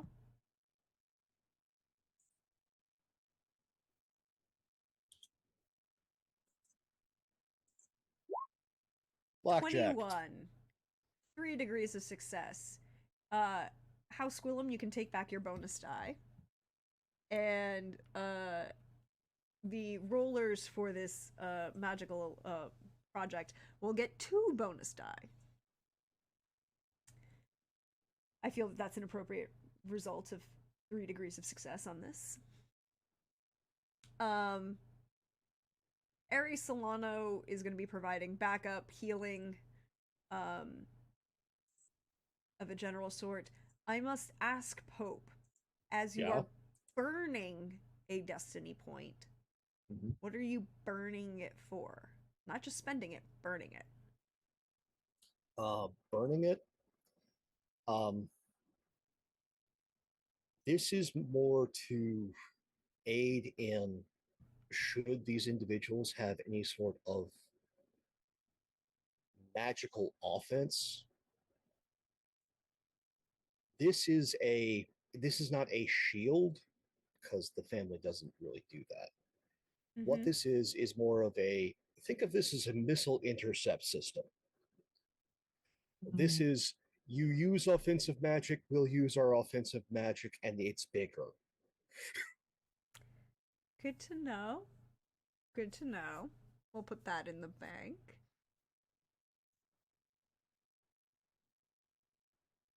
So then my next question comes down to okay, so you've got Colonel Fitzryan will be taking he'll be one of the cars participating.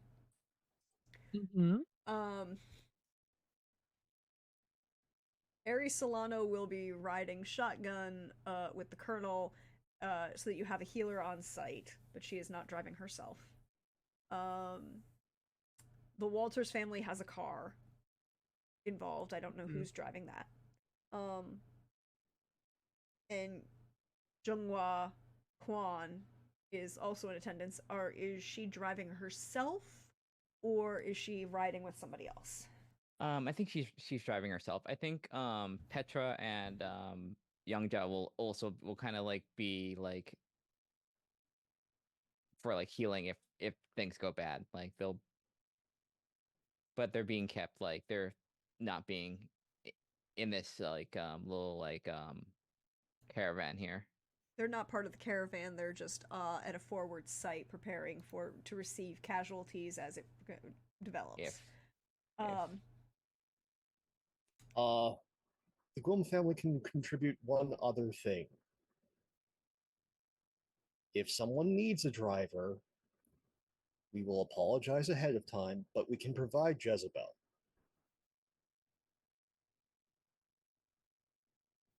I think Jung will take that. I think like she needs 1,000 pardons.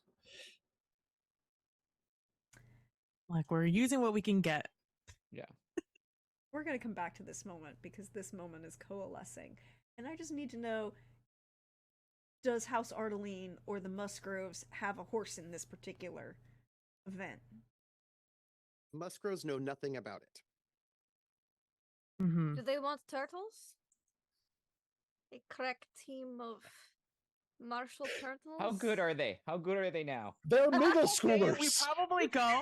We've gone to like Marta offered during one of the D&D nights because this is happening on D&D night and Yes. Luis isn't going to be there. So What? when Marta's I'm just sorry, like, what? You did not say this is happening on a Sunday.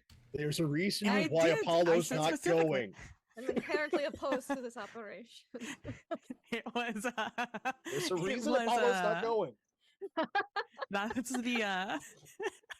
That's why He's not allowed. Luis gets to go, but Apollo doesn't. But when Luis offers or says he's not going to be able to make it on Sunday, What? and it's like we have a thing. We've been talking about this for years, Marta. What are you talking about? It's You can't do it it's happening yesterday or today. tomorrow? No, that's not how their driving schedule works. Sunday is the best Ugh. day. We will schedule an additional makeup session. Fine. Okay. Do you have anything to offer for that? I mean, it's a problem for all of You're us. depriving me of a full group of. If we TPK today, it is your fault. Hey, look, if it goes fast enough, I might be able to come back to the end of session if you have something good for us. Marta is not sold. Marta is. She's almost 600 years old. She has very few fucks to give about a lot of things. Wait, I got a question. I have a question. Did Marta make these turtles also just have her own party that she can have at her beck and call? They for have. D&D night? Like you created Persephone these is GMing them. They're still learning the rules. They play on Mondays. Do you need filter names? You need Hieronymus, You Albert, you Pascal, and Gregor. I just like what can they do? What do they got? They have been learning, language. They have some good speaking skills now. They've been learning the martial arts. I have been teaching them. They've been watching lots of movies, lots of films, and also I've been teaching them some hand-to-hand fighting and things, and how to use different weapons. Yes, how to use many different weapons. Albrecht is really fond of the mace. Actually, it's very exciting. But they have some martial skills. We've been. How big are they?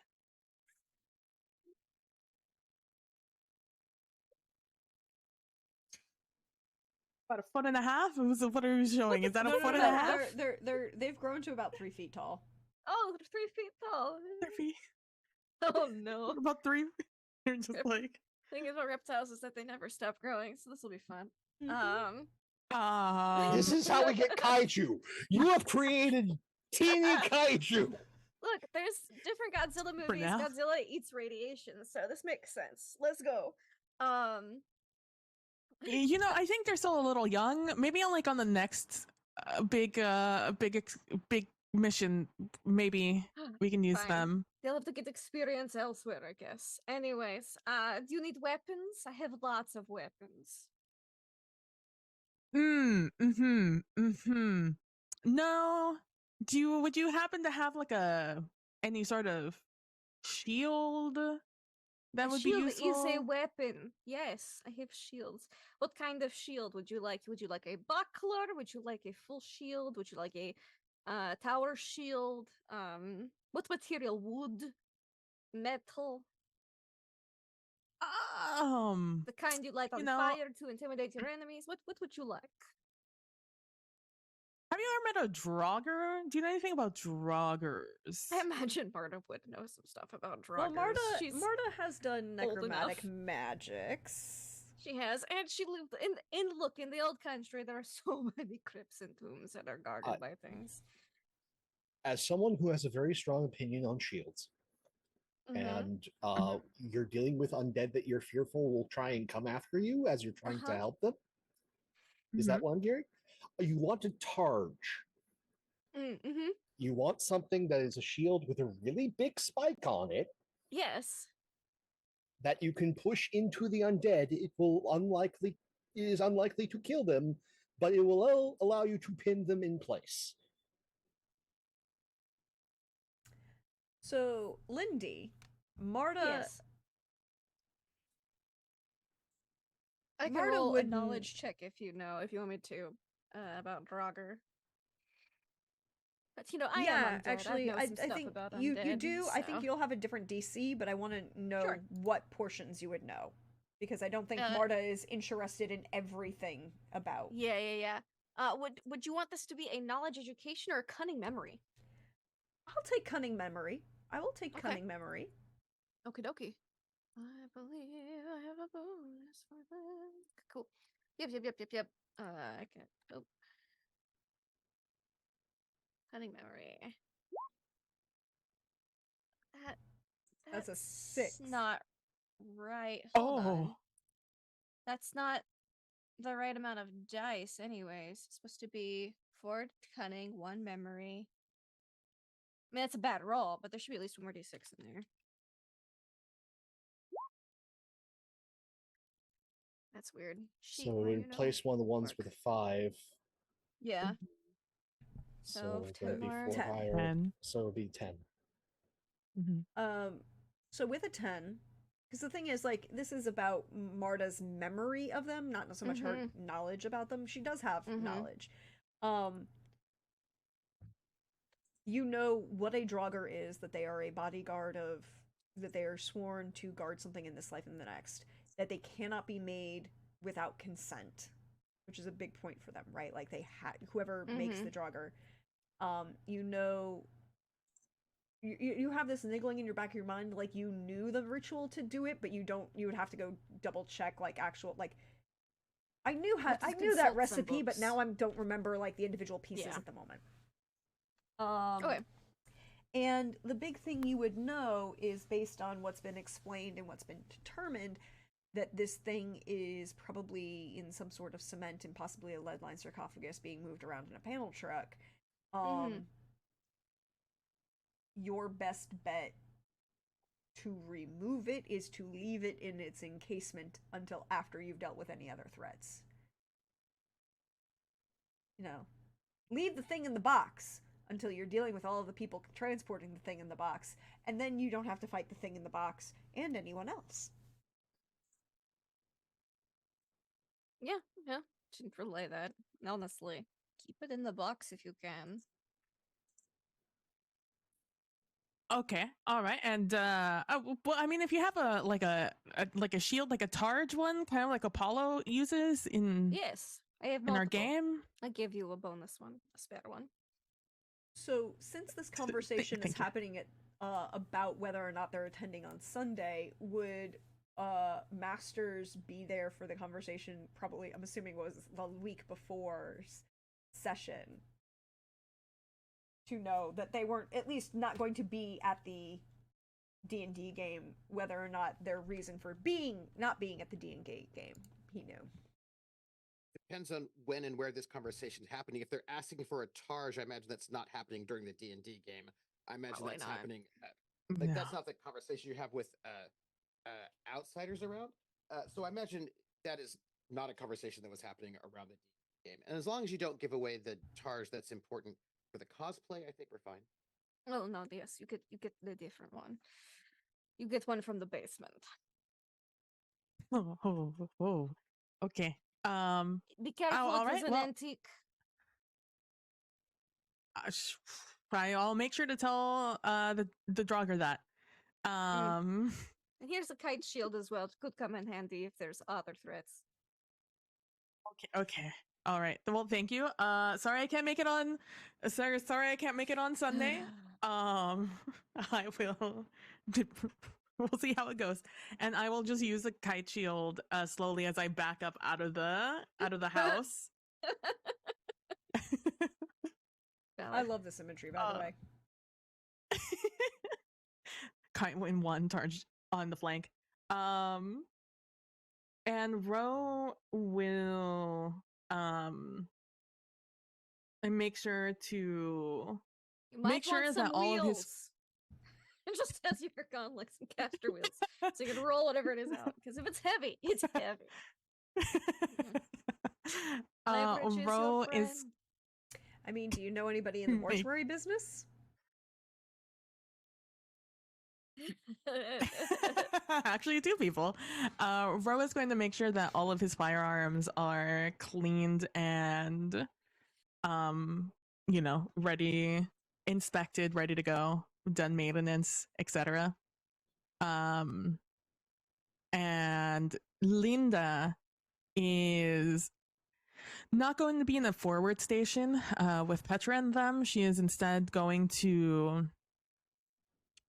be at one of their houses out in the country, and making sure to tell everyone that she knows that that's where they're going to be spending the weekend, or the next week is they're going to be out there, and making sure she's going to make sure that she creates an alibi if an alibi is needed for anyone.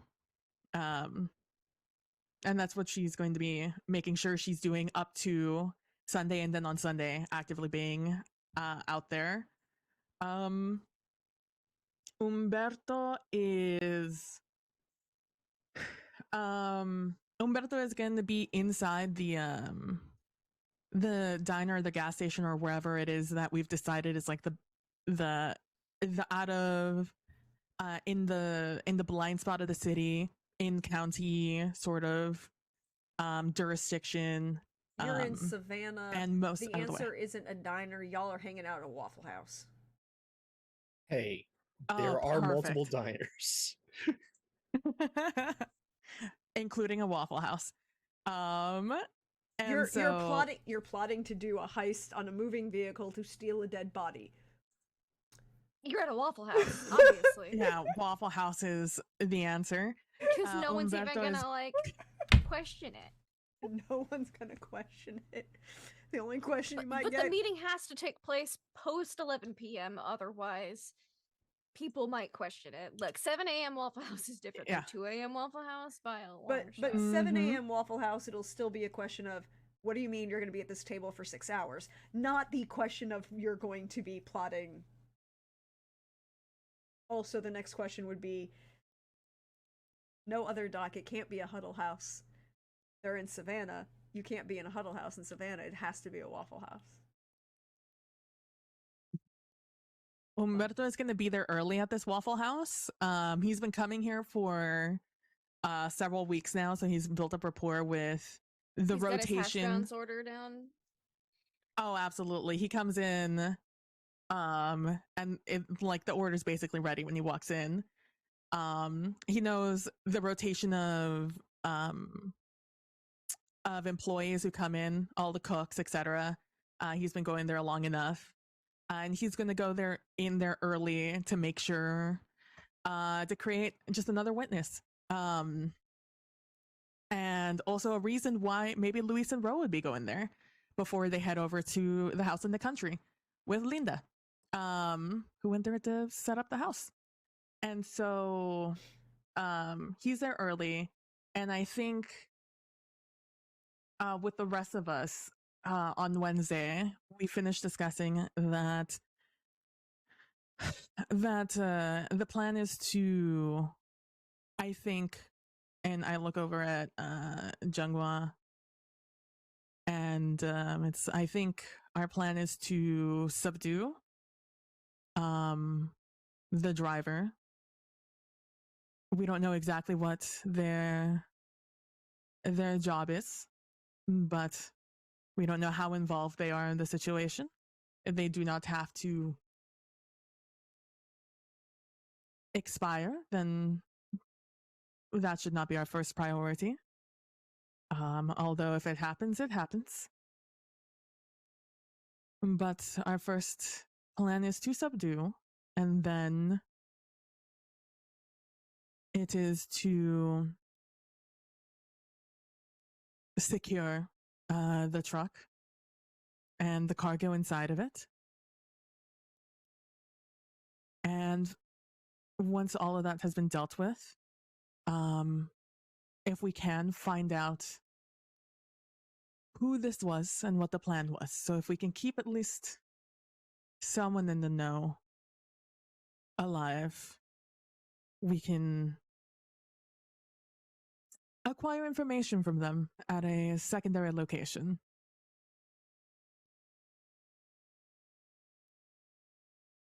Look at Jungwa, and I look at Fitz Ryan and Solano, Ari Solano, and just make sure that there's nothing in there that I don't disagree with. So yeah, going about that, we subdue, keep as many witnesses as many people we can get information from as possible. But if worse comes to worse, yeah. Mm-hmm. And we'll deal with whatever's inside when we come to it. Agreed. We should have substantial wards in case if there's any curses or any sort of like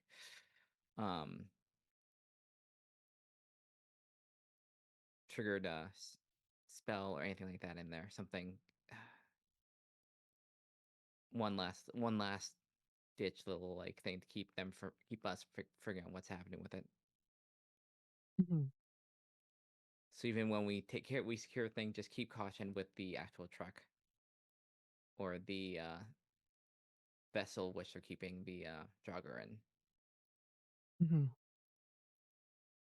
Mm-hmm. If we can, let's be careful going into the box truck. Though if it becomes a situation in which speed is our goal, is anyone comfortable jumping in to the truck to drive it away unknown?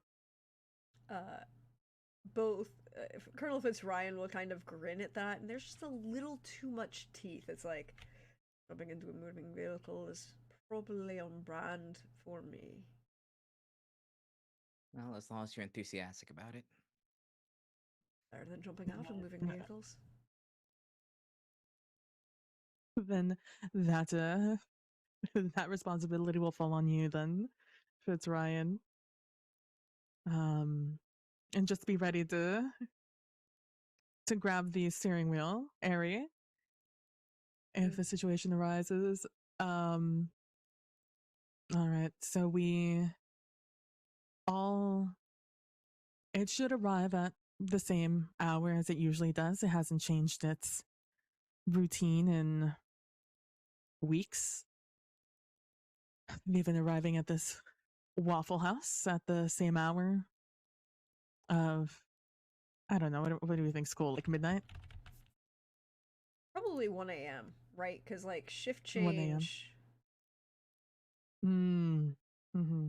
Because the Waffle House that you're most likely dealing with, and I love the fact that I can just pull this up on a Google map and have one exactly where I need one, is just the other side, is on 17 and on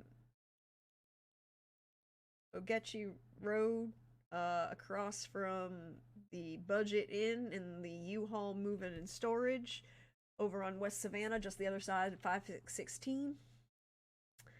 over near Chatham Parkway and the train lines. Location actually. And probably like 1 a.m. because shift change is usually 11, right? 7 to 11, depending, 3 to. A lot of it's 9 a.m. or 9 p.m. to 5 a.m. or you get Yeah. a lot of 5 p.m. to 2 a.m. Yeah, there's a lot of. No, I meant shift change in like of For third Waffle shift, House. not the Waffle House Yeah. itself, not the Waffle House Oh, employees okay. itself, people because there's an I auto. was The thinking drivers. Waffle House shifts. Don't ask me why I know those. Yeah, it's not like we all know those. No, I was talking about like the general, because the Waffle House shifts are never matching actual third shift change because you want to have the actual people ready for the people who be coming in off of third shift. We know this. No, I was talking about the third shift change of people who'd be coming, like the train supply company that's, right down the street from there. As in TRNE. TRANE. Or the towing truck, or perhaps the Baker Distributing Company, all of these kinds of, bunch of automotive, some distribution, some roofing, a bunch of people who probably have third shifts who would perhaps hit a Waffle House on their way home. So 1 o'clock is probably a little bit better because those people who are, or the second shift are done and they're going home, and the third shift have already left and are going to work. And so you're, on the lull for the employees at the Waffle House.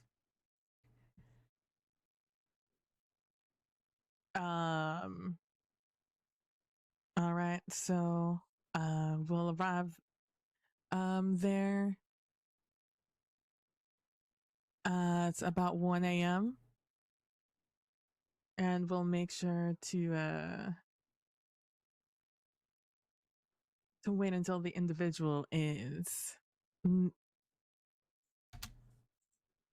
entering or about to enter the car, and then we will strike first. I think Ro is the most approachable of us all. So he will approach asking for directions.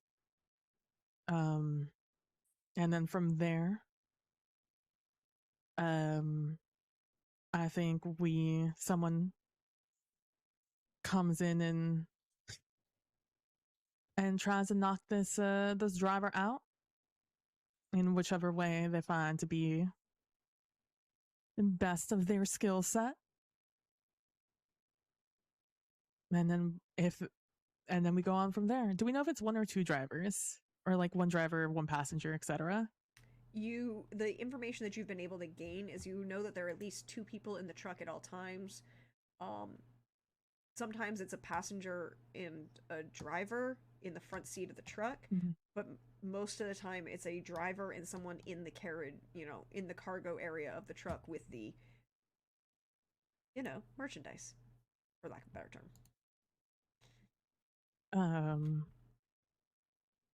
Then. And you've been able to clock that they are very efficient in their shift changing, in their movements, like they're trained. And it's a good thing most of us are also trained. Then Ro will approach the driver, and then if we're lucky, there's someone in the front. If we're unlucky, they're out in the back. If they're in the back, we'll make sure to unlock the doors as quickly as possible. I'll look at between Fitzryan and Younghua. Either of you want to volunteer to try and take out the man and the person in the back? Younghua will. I can deal with that. All right then. From there, Fitzryan, if you want to have Youngwa's back, and then Ari, if you will have Ma back. or Rose back. It's Umberto who's speaking.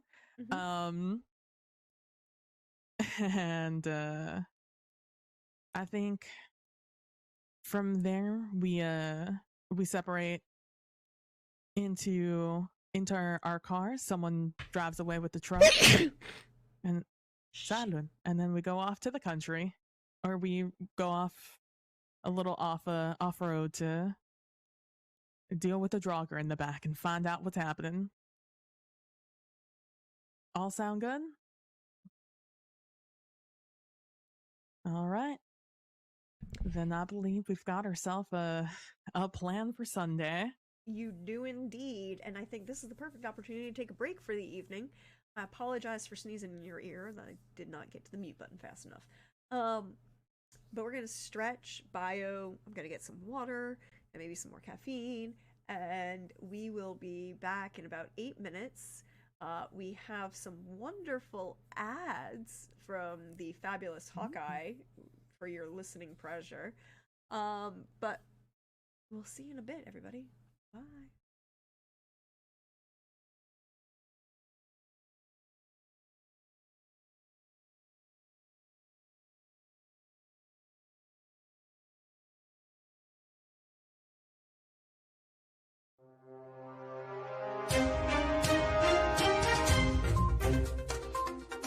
We are following these stories on WTOC Eyewitness News.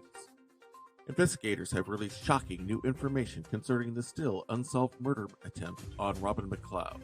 Information that may lead to solving this mysterious 7-year-old shooting. Utility services have announced plans to circumvent some of the health issues that have plagued some citizens of Savannah over the past 10 years. We'll be back with the weather right after this. Tonight on Jerry Springer, teenage girls joining vampire biker gangs. A passing fad? A fashion trend? Or a devious, dangerous enthrallment? Watch as parents confront these biker gang leaders in an attempt to get their daughters back. Will fists and fangs fly? Tune in and see. Jerry Springer, tonight at 5 p.m. here on WTOC 11. Light rain expected through the night. Join us at 6 p.m. right after the Jerry Springer Show for the weekend forecast. Right here on WTOC Eyewitness News.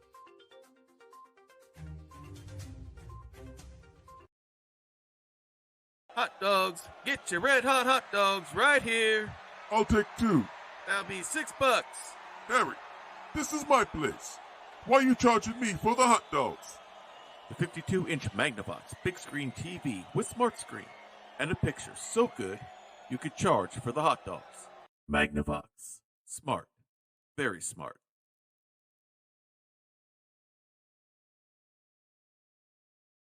Oh, great.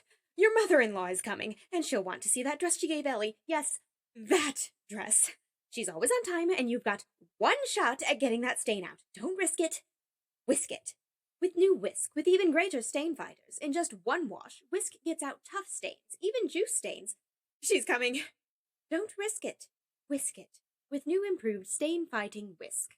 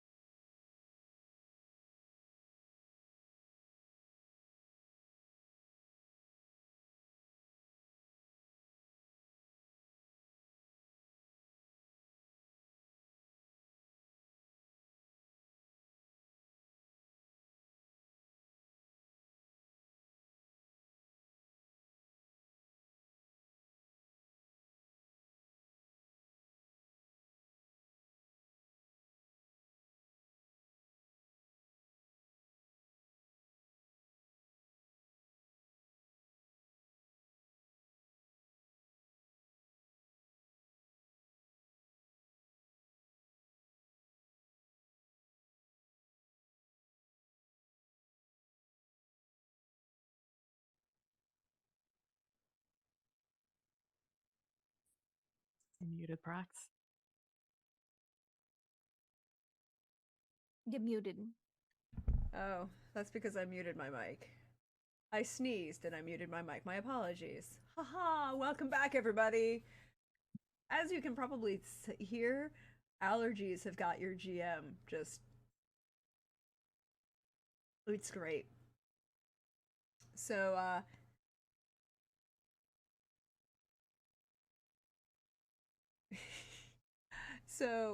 hey everybody. Welcome back. You hope you're stretched, refreshed, bio, did all of those fabulous things, and are ready to dive back into the second half of what is apparently a heist to rob a dead body. Rob, save, depends who you ask. Carjack a moving vehicle to steal a dead body. If More it wasn't accurate. D&D night.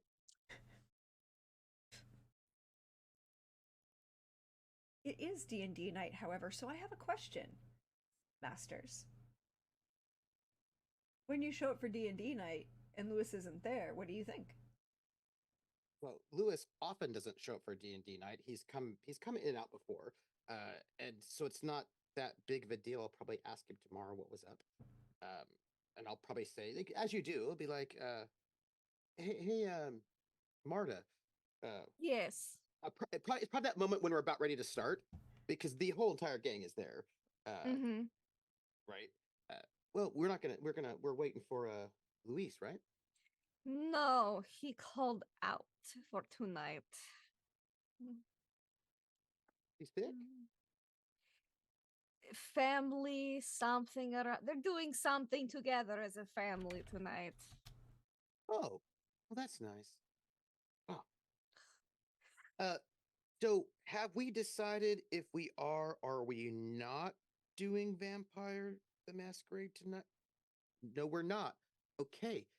So are we I made it so I don't need this character that I made. So okay, I'll put that one away.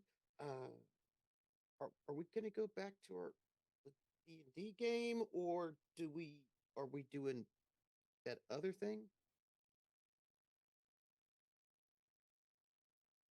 I am going to. You're good. You good now? Yeah. I'm going to introduce you to this thing that I have found. It is called Mech Warrior. Huh. Is this right. like that Mechton thing we played at one time? Yes, but there's significantly less math and far many more crusades. Depending on the crusade, I can get behind it. Many explosions. I do like explosions, alright. Is there any space for us to, like, have character development in here? Oh yeah, there's charts. Slides things over. Oh, great. Great. Stephanie will grab materials and start making. Marta's already like started to try to min-max. Like, go over at Persephone, like, do you want our characters to be like twins or something? Give like a backstory. There's like there's just as soon as that. Pardon me. The slightest of. We could be, yeah, sure, we could be twins. Okay. Who's the older twin? We could roll for it. Sure. I'll roll. I got a D8. Okay. Let me get Higher's older. Higher's older. Hold on. My D8. There it is. 7. Yeah, I got a 1. Well, all right. I'm older. Thanks. Right then. I needed donut holes. Coming back in. And as this is building, Get me some beverage while you're out, please. Right. Would you like the more recent or older vintage? Let's do recent. We're playing a modern game. Fair.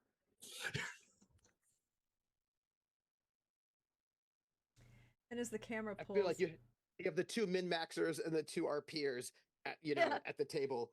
Yeah. without Luis to balance them out. It's fine. It's super fun.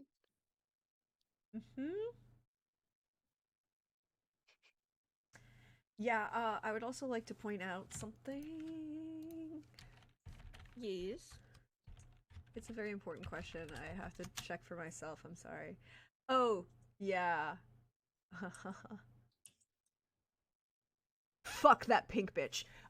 Sorry. It's 1995. Someone has let a certain pink bitch in a limo become the icon for peace and prosperity across the universe. Yes, Gundam Wing releases in 1995. The anime. I am contractually obligated to say the only thing that Duo ever did wrong in his entire existence was stop Hero from shooting her in the face. But that's your GM's opinions. And Trooper's like, okay, those are very strong opinions. Lynn will tell you I'm not wrong in those opinions, even if they're very strong ones. But we're gonna pull the camera back as the fight, development of characters in MechWarrior begins at the table, and beverages are had. We pan the camera over to a Waffle House, and 2 cars in the parking lot of the Waffle House, probably down near the side. You know, that in the back of the parking lot, you know, that area of the Waffle House parking lot where if you are on the right terms and friendship with the staff, you may or may not be able to smoke up with them on the parking lot of the Waffle House. At the 2 a.m. shift, you know, just a thing.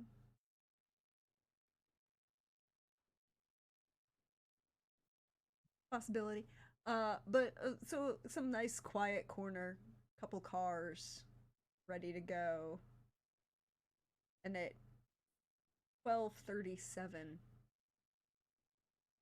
white panel truck pulls in to the parking lot of the Waffle House. The passenger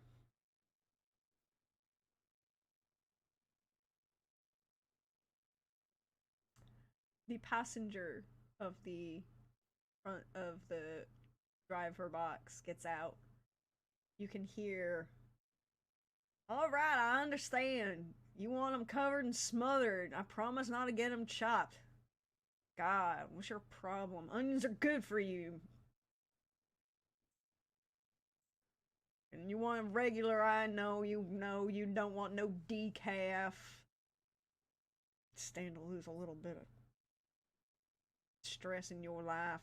The doctor says you have hypertension. You don't need no bacon on this. Is yelling at towards the back of the panel van.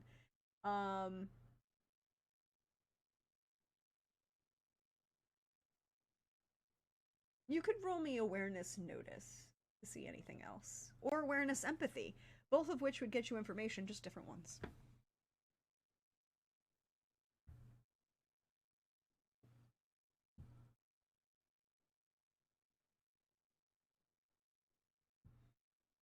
I'm shuffling through. So where are we positionally? Character Are sheets. you all inside the Waffle House? I would say Umberto is inside the Waffle House. I would say probably Ro is like driving up as soon as he sees the truck start to pull into the Waffle House. He'll make the turn down the street and go to park near the next to the truck. And I'd say like Fitzryan and Ari Solano are probably sitting in the car waiting. And you and Jezebel can be doing whatever you guys like. I think what Junghwa is gonna do is like kind of stay hidden in the back, but have Jezebel like go in, or like like she's Mm. Oh dear. Into Jezebel in the Waffle House. Let's go. All right. So oh, and Luis is hanging out also. Like was laying in the back of the seat of Rose's car as he pulls in. And so as the door is open, or as like the guy's talking, and he finishes saying you can lose you can stand to lose some weight. Ro will walk up, or like, you know, close the door and walk up and be like, hey friend, do you have a second for me? I seem to have gotten a little lost and I need some directional advice. As you walk up, wait, did you roll? None of you awareness. So sorry. I What was is like, awareness notice? Did awareness notice or awareness empathy? Either one is going to get you different information. So sorry. 12. 17. I got onto Rose's page, and then that was that. That was the end. Okay. So sorry. I was like, wait, what? Okay. We can roll with this. Literally. All right. With a 17, Ro would notice that the way the figure walking towards, and it's, you know, it's dark in a Waffle House parking lot. There are some things that will never be fully lit. A Waffle House parking lot is one of them. Even underneath that bright yellow sign that welcomes all and is a beacon, according to Anthony Bourdain, of 2 a.m. drunkenness and kindness of a southern variety. You can still stand almost directly underneath it and be in the shadow. There is perhaps one street light, and it may or may not be working at the moment. The individual who is yelling, and you can assume that they're male presenting just based on their voice and the way they were standing and the way they were acting as they got out of the cab. They were turning and yelling back into the panel side. With that, you can assume that there's at least the driver and at least one other person in the panel section of the vehicle. So there are at least a total of 3 people that you are aware of. 1 going into the Waffle House, 2 still with the truck. The driver of the truck is wearing what I like to call the redneck office suit.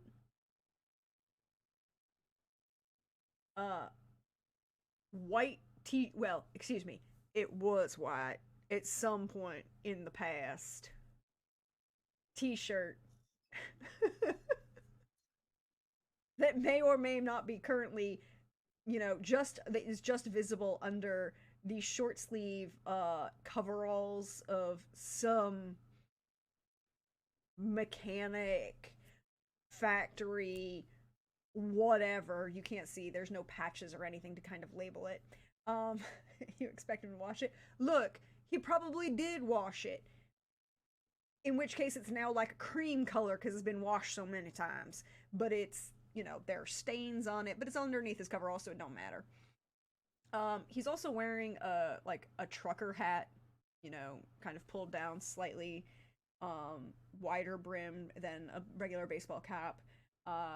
And as it's 1995, he's kind of got it pushed up a little bit, kind of flipped up above so the brim is pointed slightly angled upward. His Billy Ray Cyrus mullet is very, very distinctive, but with that 17, you notice the sides are a little tighter, a little higher, a little tighter than you would expect with somebody who's used to wearing, you know, business in the front and party in the back. That cover, the way that hat is angled, it's, you know, it's not brand new, but it looks like somebody went to a lot of effort to make it look older than it is. There is, as you kind of are walking up to the van, Ro in particular, and no, it's a decab. Look, it's a decab. We know it's a decab.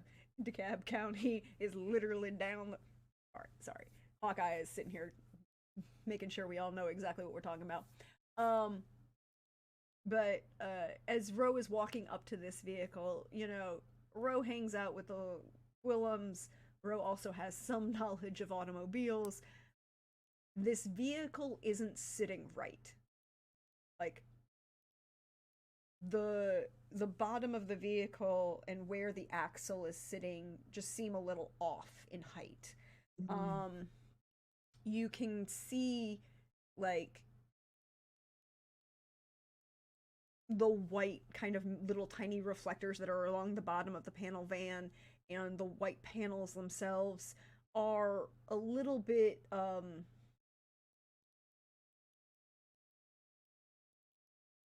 distressed, but not in a way that should act the way it would have actually worked if you were over, you know, if you were sliding, you know, sliding in and out of loading docks.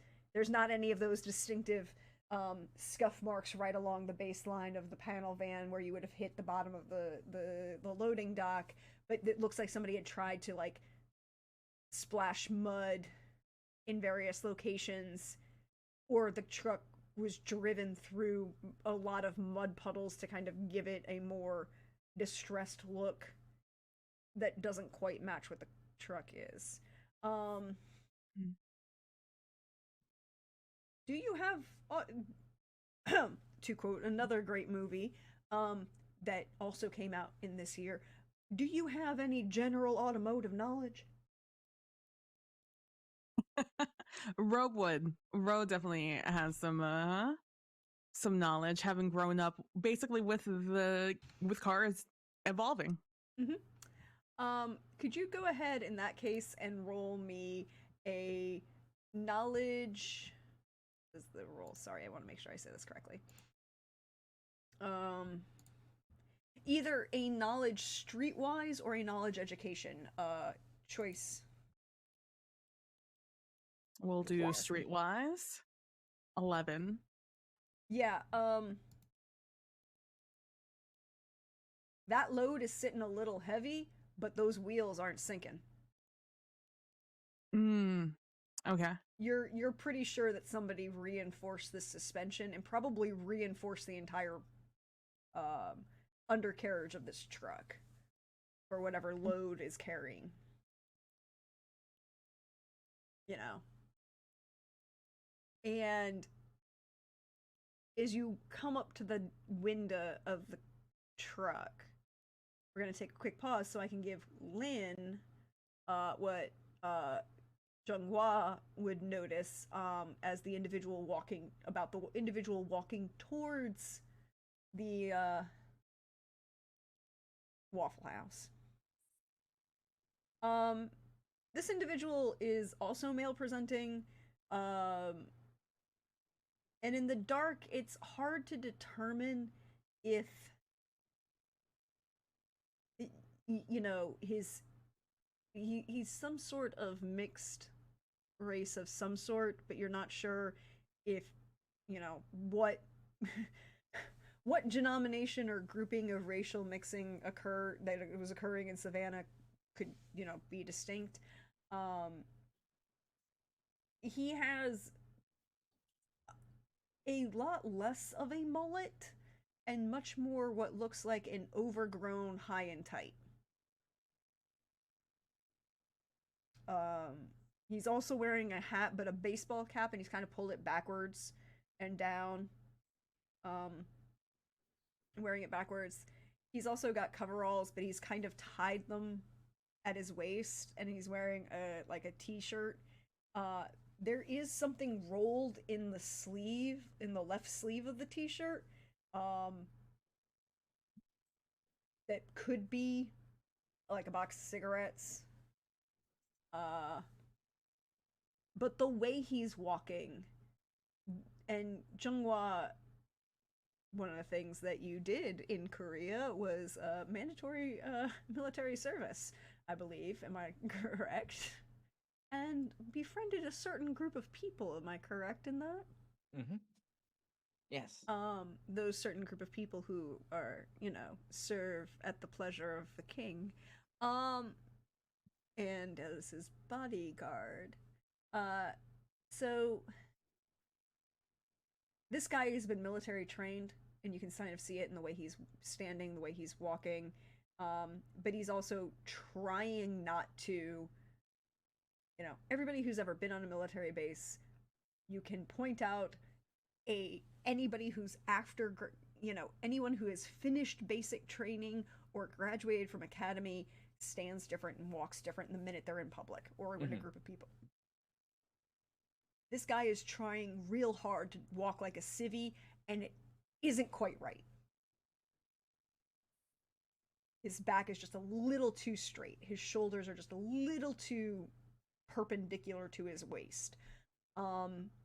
He's attentive, and you can tell with that 15 that he's definitely paying attention to movement of people around the Waffle House, but at the same time he's not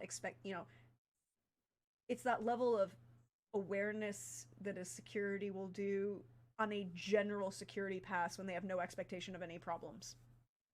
Like, I'm not doing my job badly, but at the same time I really don't think that there's anything wrong here, and so I'm not hyper vigilant. He's not. You also can tell that he is carrying at least 2 weapons. One in a holdout in the small of his back, and one, ankle holster. But it's Georgia, so that's not really a surprise. Yeah, but just the fact that armed.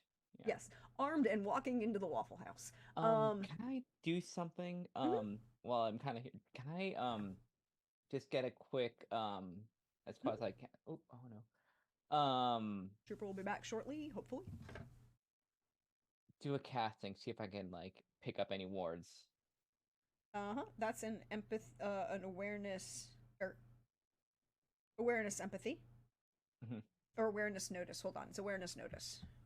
Yeah. Either on them or on the. There's probably something in the van, but having them would be good. 20. Oh, 20? There we go. There's Trooper.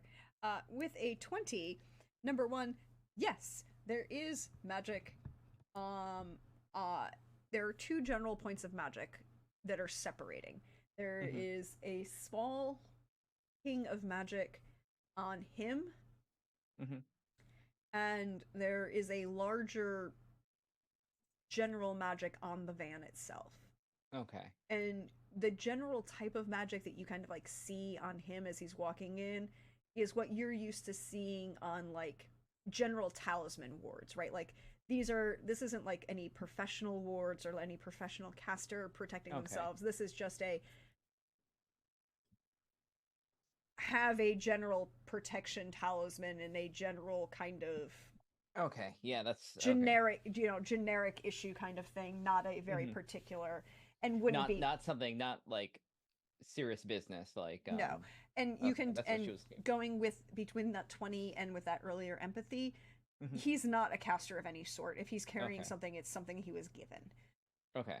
And as he walks into the Waffle House, you can kind of still hear him muttering about the other guy's blood pressure, and couldn't we stop somewhere and get a salad?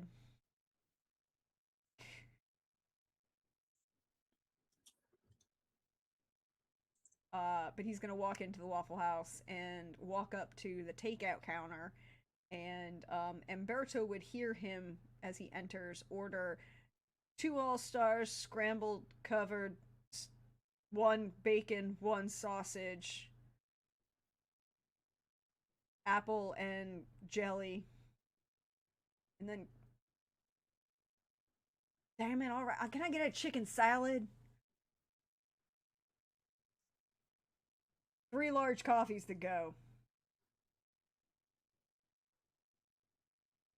there is a slight judgment, as there is always a slight judgment of anyone who orders a salad at a Waffle House, unless you're ordering like other things and the salad is your side, right? Like somebody just coming in and ordering a salad with grilled chicken on it is, there's judgment there. What was his order? It was two All-Stars, All-Star. 1 bacon, 1 sausage. I should be more specific. 2 All-Stars, both scrambled, 1 bacon, 1 sausage. 1 apple, 1 jelly. And hash browns covered. Umberto will laugh with like the cook up ahead, and it's like 2 All-Stars, smothered hash browns, and a salad, bread. Trying to look out for your figure, or getting something for the wife?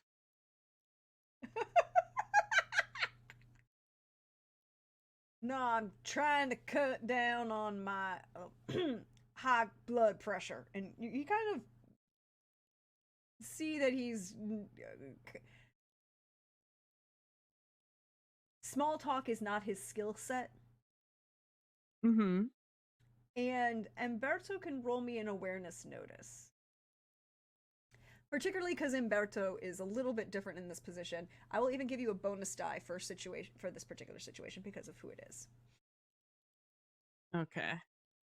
I'm gonna use Luis's sheet for this one.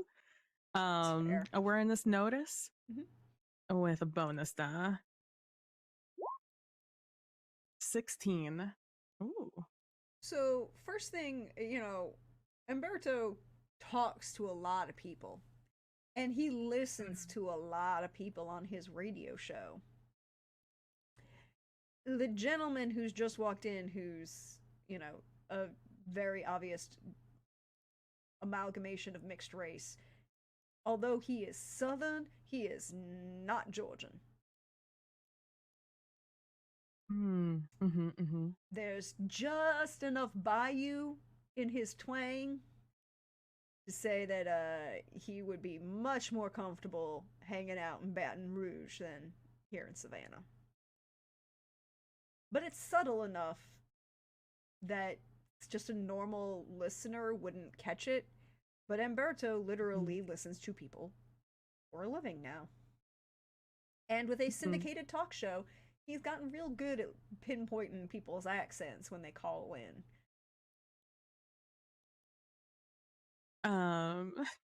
After he says something about his blood pressure, Umberto will turn to look at him instead of just doing like the side glance. And oh wait, I have a question as the GM. This is a very important question. Yep. Does Umberto sit at a table, or is he a counter guy at the Waffle House? Oh, he's a counter guy. He's been chatting up all these line cooks for the past few weeks. He might have started in a booth, but he moved on to the counter. And probably to the invitation of one of the cooks. That probably someone who knew his show. Probably listened to it while working. And so he'll turn around and look at this fellow and say, and it'll say, it's like, well, high blood pressure, my friend. I don't think those smothered hash browns are gonna do too much for you. I don't think it, I'm no doctor, but I don't think that comes out to a net zero. I'm just having salad. Oh, all right. Traveling. Do I know you? You sure sound familiar.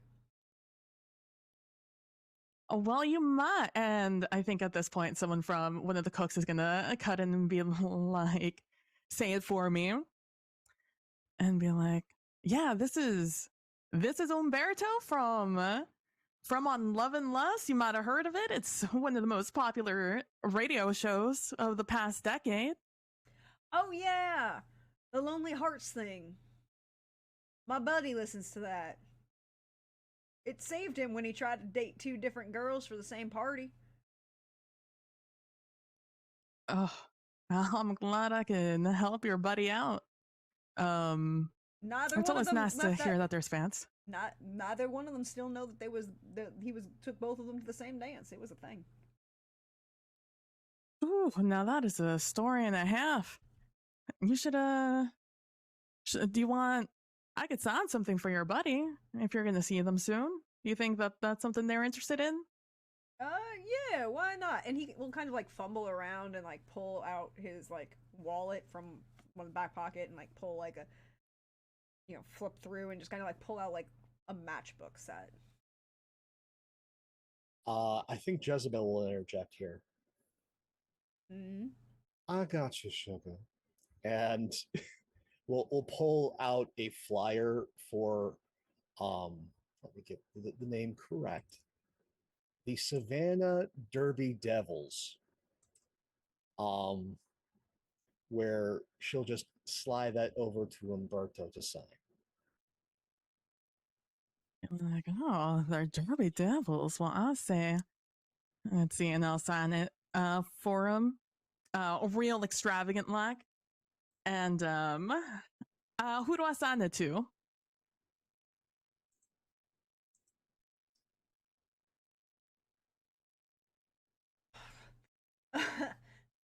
Tell me, B. Sorry, that was your GM trying not to sneeze. Tommy B.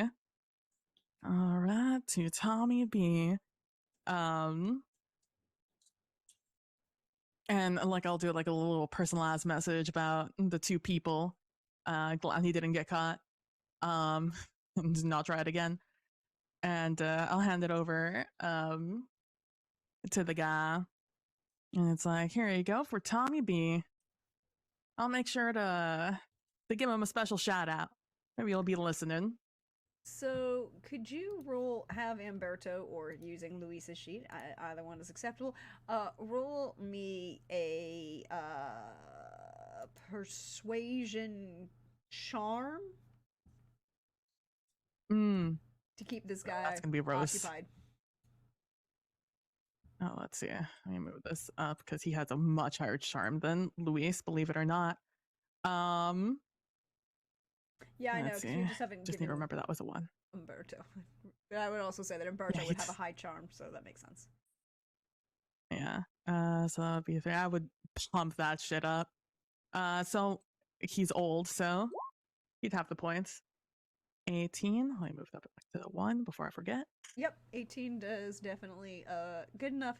Right now he's real kind of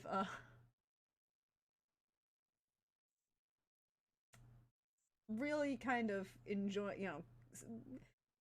he's still on guard, but he's now enthralled listening to you and the chit chat going on inside the Waffle House.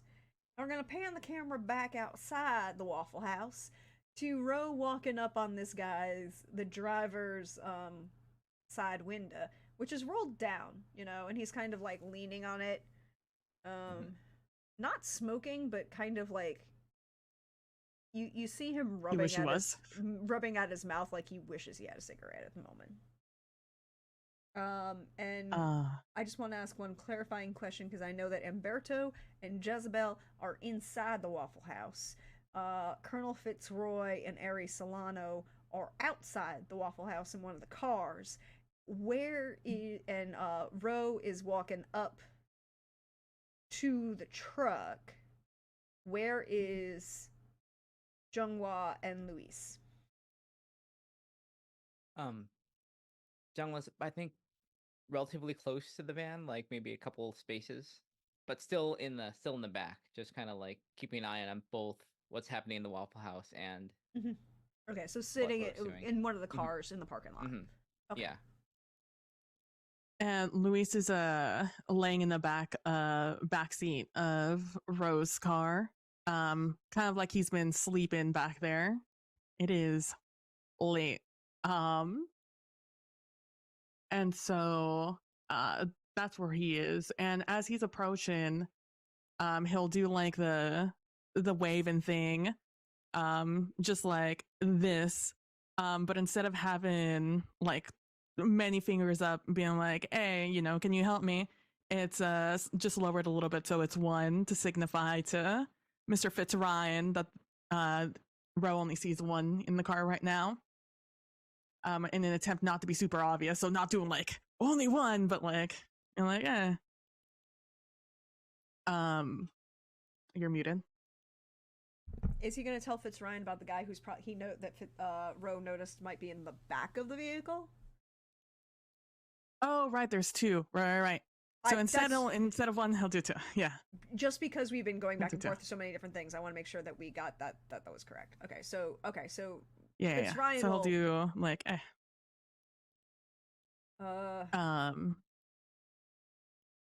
and as this individual, again male presenting, turns towards you, again, this high and tight is a little you know, it's very high and tight with that mullet in the back. It's suspicious. He'll kind of turn towards you.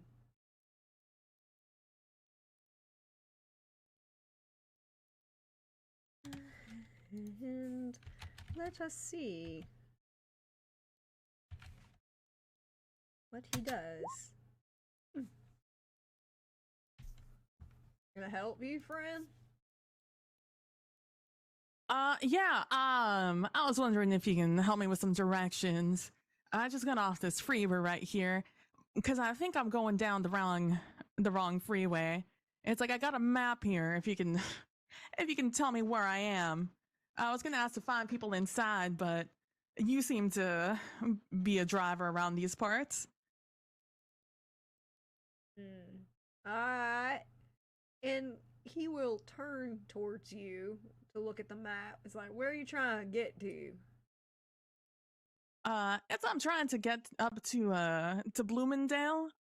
It's I know it's on the way to Atlanta, but I'm not the directions person. That's my wife, and she went up ahead of me. And well, you gotta get I on think I'm lost. I-16 and get out of Savannah. Is this what's? Where are we then? Is this not 16? Nah, this ain't 16. This is 7. This is 20. This is 17. You need I-16. You need to go up the corner up there and make a left onto 516, and then you make your left, and when it gets the junction with 16, it'll take you up to Savannah. And I have my back to him, and like with the thing there, because he's making this awkward for me. With the or not my back to him, but like trying to face the map to him and me. And it's like, hold on, I can't. Let me go get a pencil or something. Or do you have a pen I could use to mark this out?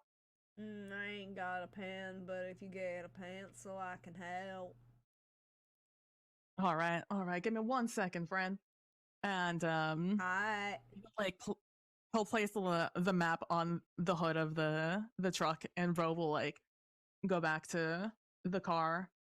And as he's getting it, he'll tell Luis, or he'll like, as he's like shuffling in the glove department, he'll show like two in the car, one in the front, one in the back, and he'll make his way back, making sure to slam the car as Luis opens his, to slither out of the fucking car. So, at this point, Eri and Fitzryan are yours to command.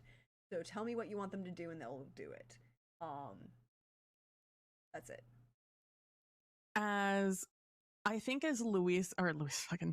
Ro is getting this guy to mark the stuff on the map, getting his hands busy, I think that'll be the sign for I'll say for Fitzryan to like go to the back of to get out of his car and go into the back and rummage around his trunk or something, waiting on Younghwa's call. And Avery will also get out and they'll start an argument about something married people get in a stupid argument about, especially at 1 a.m. at a Waffle House. You said you packed it. What do you mean you don't have my mother's present? We are going to her house. We are taking the presents. Why do you not have this in the You said you packed it in the car. Well, it's in the car. I put it in the car. I went to put it in the... Where is it then? Because I don't see it. That's not been here. You said it wasn't here. Now it's... And this is a loud... And they're now both loudly rummaging in the, in the... Using the lid, the trunk of... Because I love the image of this. This was, at its base, a Ford Crown Vic. And like every good souped up vehicle, it no longer has some of those engine components, but it is a Ford Crown Vic station wagon. Oh no, even better, because it's 1995 and I have personal experience with this item. It is not a Ford Crown Vic, it is a Chevy Caprice wagon. Fun fact, in 1995 and 1996, when Chevy is no longer making a standard full-size station wagon anymore, this is the last run that they're doing for the Caprice, they only are making 2 block V8s. Well, excuse me, they only have 2 cars that have block V8 in them. The Chevy Caprice wagon and the Corvette. Do you want to know what they did? Brilliant individuals that they are. What they do? They take that Corvette engine and drop it in a Caprice station wagon and don't try and fix anything else to attach to it. If you want to eat an alternator, that's a way to do it. But it can get you to 0 to 60 real fast off the line. Oh my gosh. It makes, honestly, the image way better of Fitzryan in the back rummaging. Through the entire, like, station wagon of stuff. Yep. Yeah. I think while Bro is kind of, like, getting the attention, I think Jungwa is going to try and make her way to the back. Back of the truck? Yeah. Okay. Are you being stealthy about this? She's being pretty stealthy, I think. I feel like I need a stealth roll then. Okay. And you can use either blend in or sneak, your choice. Okay. I'll use a bonus dice for this. Mm-hmm. Bonus dice. Oh, come on.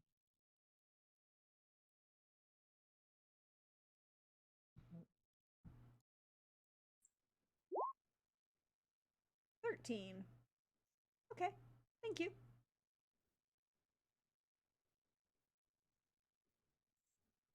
All right. So the two of them are loudly arguing, but they're kind of situating themselves. Ro, you had noticed that the driver kind of takes a minute to kind of evaluate Eri and Fitzryan and their argument to determine, if it's real or not, or if it's something he should be concerned about. So let's see how he does. Ro, I will say during this conversation, is turning his charm all the way up. He is using every ounce of charm. If this guy is attracted to him, he will make sure to turn on that charm. So are you using charm or seduce? Functionally, they work the same for the Ro. But mechanically they might be slightly different in your choices. We'll do hold on, I'm just reading my what are they called? Abilities? My abilities? and making sure. Um, what is my foe's disposition? What does that mean exactly? If that means like if they like you or dislike you, and right now they are neutral towards you. Okay. So All right. if they dislike you in a social combat, they are less likely to be persuaded by you, so it gives them further armor against you. Okay. Versus if they really like you, then they're more willing to believe you, and therefore they're have less social armor against you. Mm-hmm. All right. So I will roll seduce in this case. Mm-hmm. And I'll just keep it like that. And if there's any ones in this, I will have to re-roll it. No ones in that, just a low roll. Shout out to Ro. No, you can. He's real hard to find attractive. There are 2 ones in this. You get to re-roll any of the ones that are rolled, even if they would have been the ones you would have dropped. Oh, all right. Yeah, it's the way that benefit works. You re-roll all of the ones, and then whichever the lowest dice, those get dropped. So instead of 2 2s, you now have 6, 8, 12. 12. Okay. So 12 versus instead of a 9, which is fine. It's okay. He is leaning towards a positive disposition, and he looks slightly intrigued. But at the same time, he is more willing to have a positive disposition towards you and doesn't see you as a threat in this moment. Which is fine with me. Yeah. And it's less you are pretty sure Ro is pretty sure he could seduce this individual, but it might take a little bit more effort, less because of a predilection against that and more of his own restraint of technically I'm on the job kind of thing. So it would take a little bit more to overcome his inclination to do something. He's not real adventurous, shall we say. Fair enough. He's not the guy who'd be having a fling with the secretary and having a moment in the supply closet during work. Like, he's not going to have that issue during, he's not going to go sleep around during work hours, and technically these are his work hours. So he's definitely inclined towards Ro and more willing to think positively of Ro, in which case I will improve his disposition towards you by 1, which will lower his future, but he's not, I'm not a threat. Honestly, it's just that I'm not a threat. That is baseline. That's a good, yeah. Well, you don't say. So Ro will continue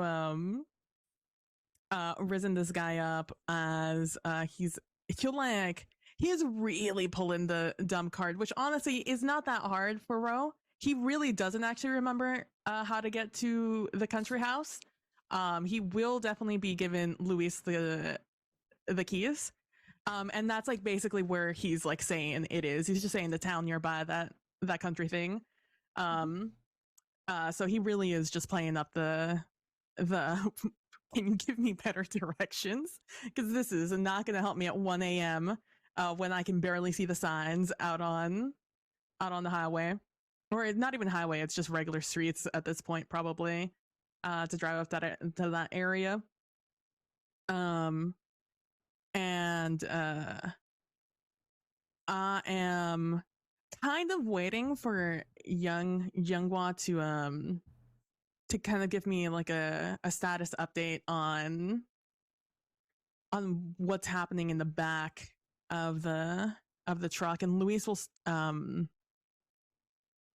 like be kind of at in between Younghwa and Ro, waiting for either of them to be in trouble so he can jump in Mhm. I think Jeanhua gonna kind of like go to the face, like stick out from the driver's side a little bit and just kind of like make some eye contact row, and then I think what she's gonna, just to give heads up that what's going down is gonna go down. She's gonna try and like kind of like wrap onto the back, like casual knock. Like it's like, all right, just okay. Oh, it's like the kind of knock that you give for like, we've worked. Okay, just open up the thing. I have to give you your food. Blah blah, blah, that sort of thing. You know, just like. So I need a deception. A deception bluff is what Okay. this really is, I would say. I will use that other point. Other Dice. bonus die. Yes, Yes. indeedy. 14.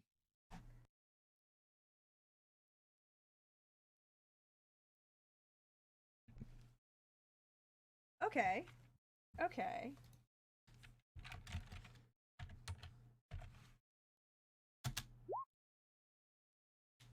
They believe you, and they go. You see the back of the truck go to open.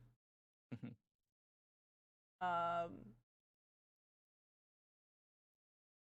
Our buddy in the driver's side is slightly. He's not seeing the door open at the moment. He's still more paying attention to Ro in this moment. The door starts to open. Is there anything that you want Ari or Fitzryan to do in this moment? Or for them to continue being a distraction and arguing as an old married couple? Fitzryan is all yours, Jeanhua. I mean, I think they're kind of like, until stuff goes down. I think it's a good maintain. I think. Okay. So see So where they need. Like, there's 2 places where they could go, and the possible force. So it's good to keep that option. Like, they're so far like not on the radar as far as like people involved in this. Let's kind of keep it that way. In case Okay. something happens. so the door begins to open, and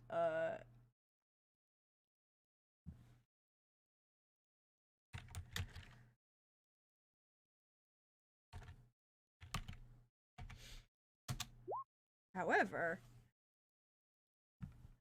the door opens with a small, well, not small, a real nice rifle kind of leading as the door swings open.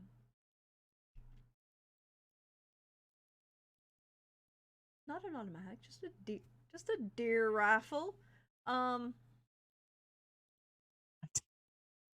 what do you expect? And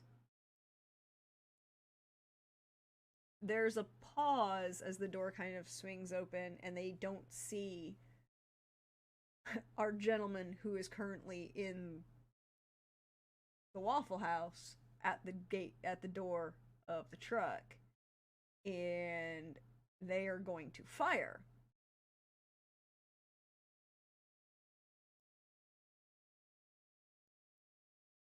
Is there any? You know what? Doesn't really matter. I was gonna do it either way.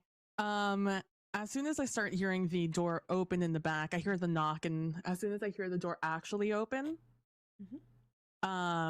Ro, who's been after Younghwa, kind of signaled what their intentions were. Ro started to get like a little more chummy during that roll. During that seduce roll, they were getting a little more chummy, getting close, being like, "Oh, can you like show me, how people do, getting a little bit closer." And as soon as I hear the door open, Ro goes to open the door through the window because I'm assuming it's locked. Mm-hmm. At this moment, yes, the driver's side door is locked. However, the window is rolled down. So, it's also a white panel van in the 90s. It's really not hard to unlock. You just got to pull that button that's on the window right up. And so I go to very quickly get the door open. Okay, so you're gonna roll. Can I roll? Can I have a uh agility quickness test for you to like just go in and grab the button, the pull up button for the door lock, and then open the door. Zhenghua, what are you gonna do? Is this guy's gonna start just blindly firing because he doesn't see who he expects, so he's just gonna shoot. He's a little trigger happy. Yeah, she expected this. This could be a possibility. So, it's time for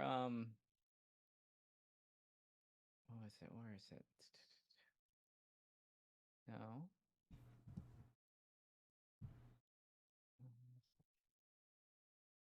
Also, I use my bonus die.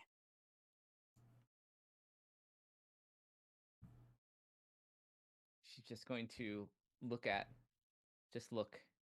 a glimpse, and under her breath, she'll like pain, and she'll use a cascade rack on this person.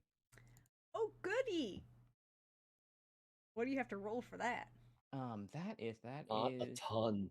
It's the quick version of all the nasty magic. Will, it's a will test. Okay. Yeah. Is there anything else that I add to that for like bonus? I don't think a will. I think it's will. No, because you're quick. This is the quick cast. This isn't where you get to set up, so it's just your will. All right, okay. Just straight will, no bonus die. Might have to do some re-rolls with this. This could be a little. Anything fun with the magic items that were donated? Oh yeah. It depends if she's using them. Yeah, if you want to use them is a question. I think she's okay. Should be okay, I think. 14. I have 2 1s. I rolled. Uh, 18. And I get to use my will on top of that. Will score. Okay, so that's 22 versus their sorcery defense, which is their cunning, endurance, plus will. Cool.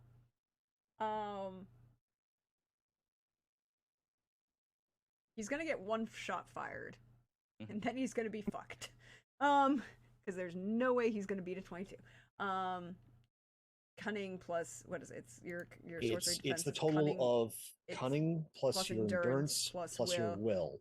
Plus you're averting a bonus if you have any from equipment. So technically he has the equipment bonus because he is in the truck, and the truck is warded.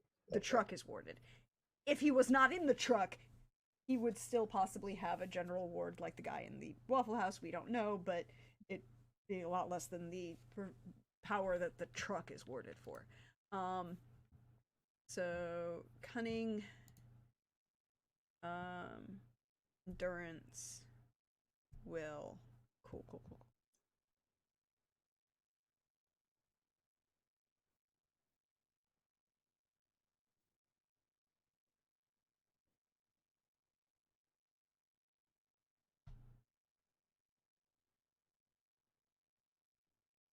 So he has a 12 versus a 22, which is 12, 17, 22. That's 3 degrees of success that you achieve on that.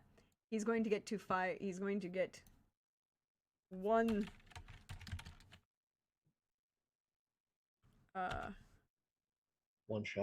shot off. One opportunity. Because he was firing before he, as he was opening, as you saw the door was opening, he fires. Oh. That's a 22 against your physical defense. 10. Combat defense. Your combat defense, whatever. Sorry. Your physical combat defense. That's 10. That's nasty. Yeah. So Could I have used like the thing where I can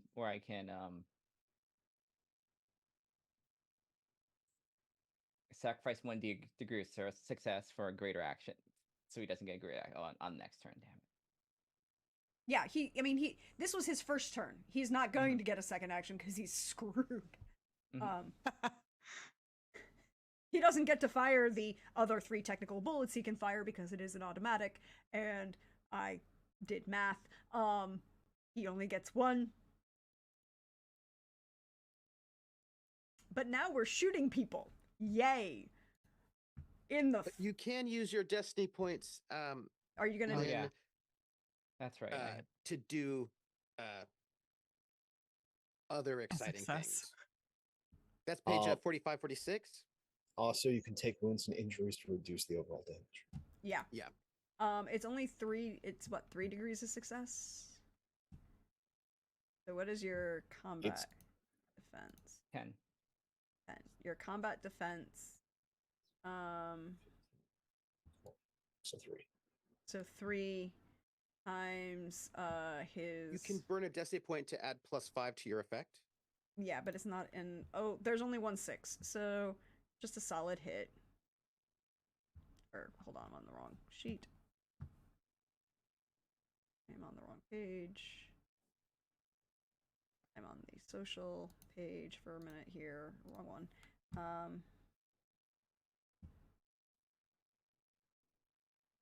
Here we go. Combat cheat sheet. There we go. There is one. He didn't aim, he just took his action. Okay. This, damage. On a hit, multiply by your weapon's damage bonus, and... Come on. Okay.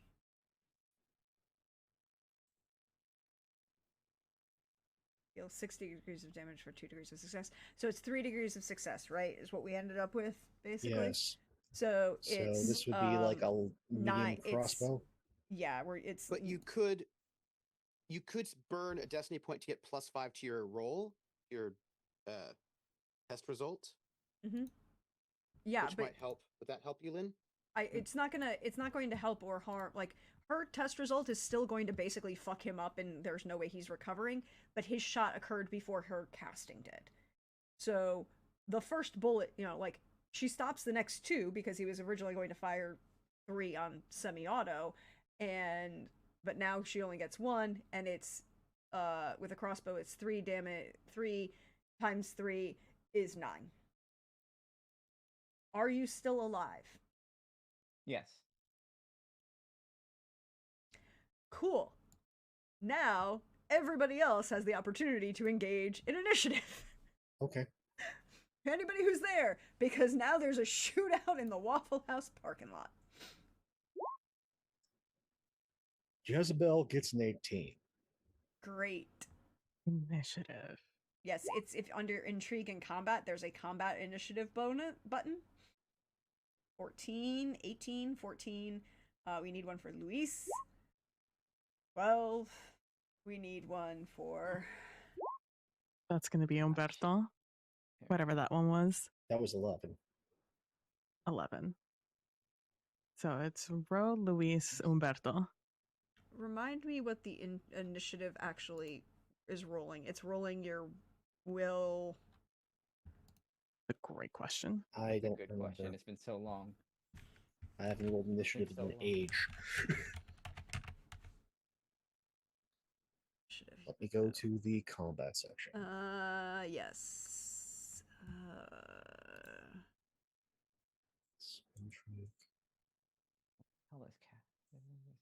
Status is the one for intrigues.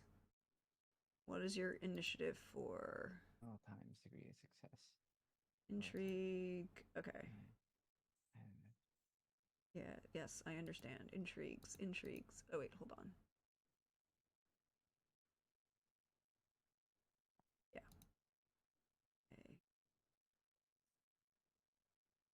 Okay, free actions, greater actions, Your agility test. There we go. Oh, it's agility. Okay. Yeah. Just straight up. Agility is you test agility for initiative. Okay. That's right. That's why. And athletics is your combat defense. Okay. Well, no, it's part of. Yeah, like it's part combat of your defense is combat. another large calculation. Yes. Just straight up, there's no athletics, there's no awareness, specialty with it. endurance. Okay. Just straight agility. Initiative. It's just straight agility. Okay. It's straight agility. Straight agility. All right. So. Jeez. Wow. Okay. So these are our That's fine. dudes with the guns. They're all going to be 13, just because I don't. Well, here, let's do 2 of them. There we go. So right now our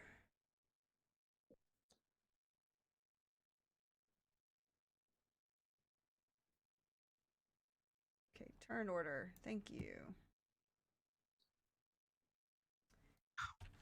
It's gonna be Jezebel.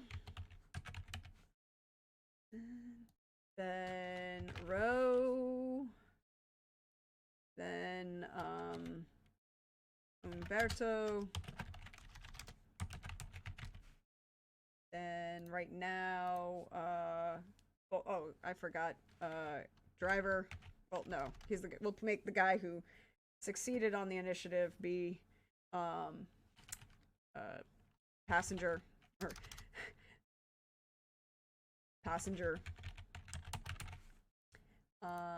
driver, and then we also have guy in Waffle House. Guy in the Waffle House. I love that guy. That guy is not going to exist for very much longer. Well, probably not. But he has to be in the initiative order at some point. And then we need Ari.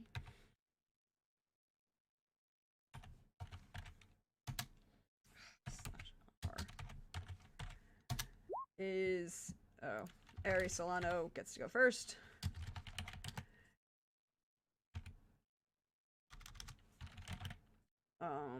And then I'll move people around. And our dear friend Fitzryan, who they both have the same agility, which is great.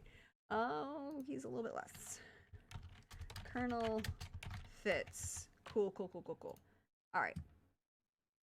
Boom. Alrighty.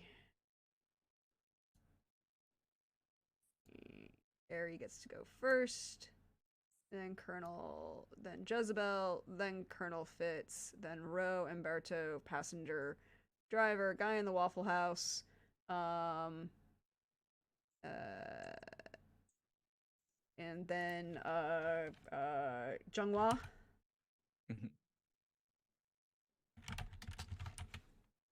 I probably misspelled this. I apologize, but I don't have it in front of me, so I don't see it. I'm just doing it phonetically. Have I missed anybody else in this combat? Who's relevant? Luis. Oh, Luis. That's right. Oh, Luis. Sorry, no. Luis. Oh, no, Luis has got 12. Luis got 12 as well. Yeah, Luis is one of the 12s. So he goes, here. Oh, no. Yeah. He and Zhenghua go there. Because they got 12 versus wait, Ro, no, that's Umberto who's an 11. He goes down here after Zhenghua. All right, there we go. Now everybody's in the right order. So first up is Ari Solano. What would you like Ari to do? Help Zhenghua? Yeah, she was our healer, right? Dude? How's this like? Oh yeah. Is this guy dead? I mean, the guy in the car? Or out. And this isn't killing. Cascade doesn't kill. It hurt. It's blinding. Incapacitated. He may be unconscious. Yeah. Yeah, he's effectively unconscious. Oh, he's okay. He's fucked. Okay. That's fine. Yeah. Go help my bleeding friend. No, I think she's okay. Well, no, she hasn't taken an injury, but she is close to being unconscious. She could take an injury. Well, there's injury, which reduces things by your endurance rank, which gives you just a -1 overall.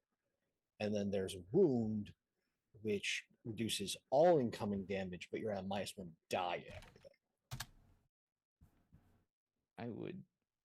We should maybe just get the other 3. What are the other 3? 2. 2. The guy inside and the guy Rose with. Yeah.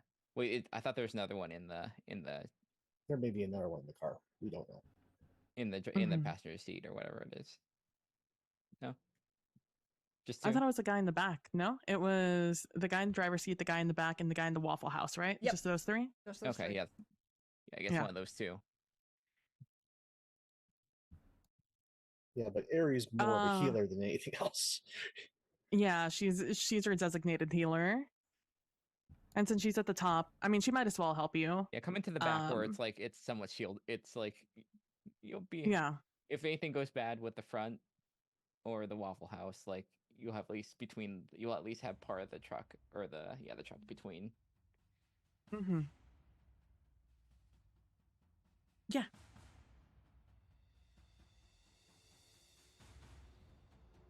Look, there's fight music.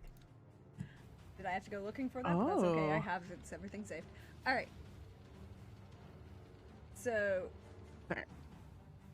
Ari helps Younghwa and Ari's goes going to help Younghwa. Younghwa. Okay, so she's going to run over Younghwa is going to cast the spell on the guy as he turns to shoot. You know, the door opens.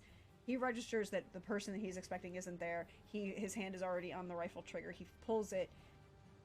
The bullet will hit Younghwa just as she casts this spell to rack him with pain, which means he's gonna, as he kind of starts shaking with pain, the gun will fire the next 2 shots in the in the burst of semi-automatic shots will go up into the roof of the truck, or into the into the panel van, or into the truck, excuse me.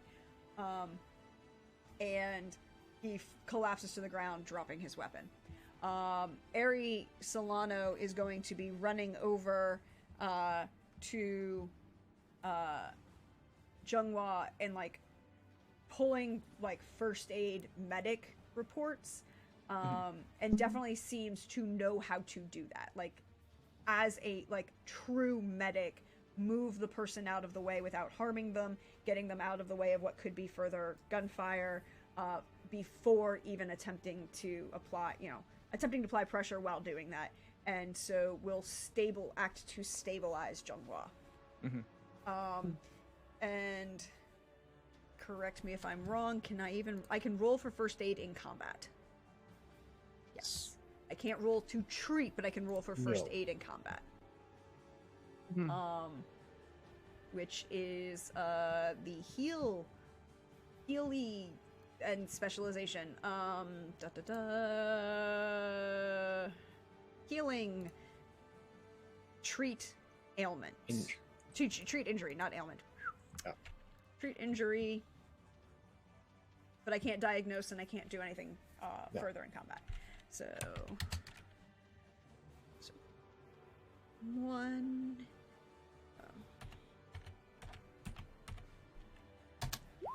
So an 11, which is a success to stabilize, I believe. Yes.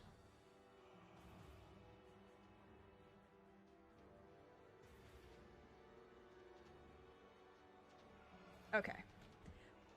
So that's Ari. Next up is Jezebel. What's she doing? The guy in the Waffle House, she is just going to go up to and, without a word, just kick him as hard as she can. Out of curiosity, where? If she can make it between the legs. So we will determine that based on how well she rolls, because he is currently standing in front of the counter and where you. Yeah, we add 5 to this because of certain qualities she has. Always fun times. So 30. Oh, fuck yeah. She can do whatever she wants. That's a critical. Yeah, no, it's Like, two sixes. yeah, that's a crit. So she just kicks him right in the family jewels with her Doc Martens. And that is... What is his defense? All of them are having the same defense. So, sorry. I'm trying not to sneeze again. It's okay. Their combat defense is athletics, endurance, and awareness. Yeah. 8. Or 8? no, well, no, that's 8. seems There, a bit none more. of them are. These are Okay. not. These are your generic. So 8, 13, 18, 23, 28. So that's multiplying 7 by 5. That is 35 damage. Are you intending to kill this guy inside the Waffle House? She is not intending him to die from rupturing both of his testes, but... And possibly hitting the groinal artery? Yeah, but he doesn't have to be conscious for the next 24 hours. Okay. I mean, he's gonna break his neck when he hits the ceiling. If he dies it's as gonna a be... side effect, I mean, that's fine. I'm just asking is if, Jezebel's not intending to murder anyone, but Sometimes it happens. it, like... Marta gets I mean, it. people land weird. Stuff happens in Like, fights. It's not her fault if he's too weak. Like, he just can't like do it. it's obvious he's not... True. It is obvious that he's not a derby player, so he's just not tough enough. Yeah, he's gonna drop like a sack of beans and then immediately start bleeding out. There's a large... that doesn't even get to be a scream. If he does not receive immediate medical treatment, he will die on the floor of this Waffle House. So that's the action, and then she is going to casually sashay out of this Waffle House. I love that she is sashaying in Doc Martens. I want you to understand that this is a statement in general. The word this is sashaying 95. in Doc Martens was said. We're sashaying in Doc Martens, cut-off jean shorts, wearing red and black flannel over her roller derby tank top. Yeah, I'm here for all of this. Thank you. All right. Next up, we've got Fitzryan. What do you want him to do?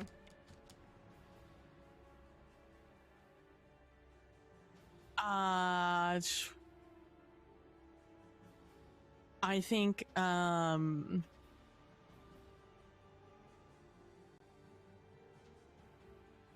think Fitzryan runs to jump into the van.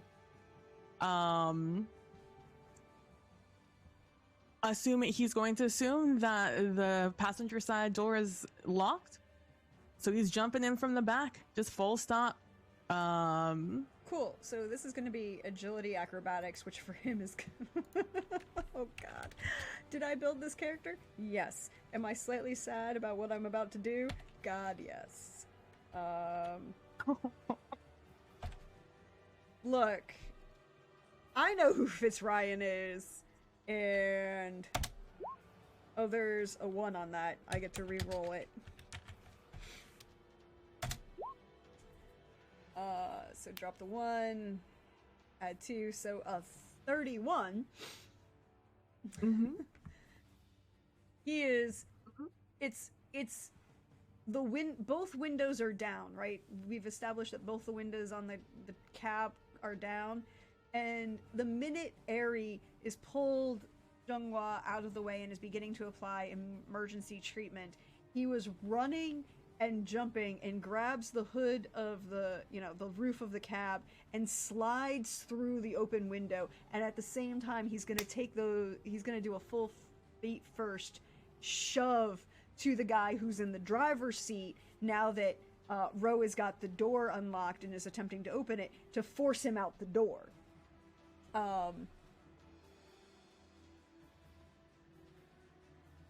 Ro, it's your turn. If you wish to, you can kind of step to the side and let this guy just fall out the car. Oh, absolutely. As soon as I hear the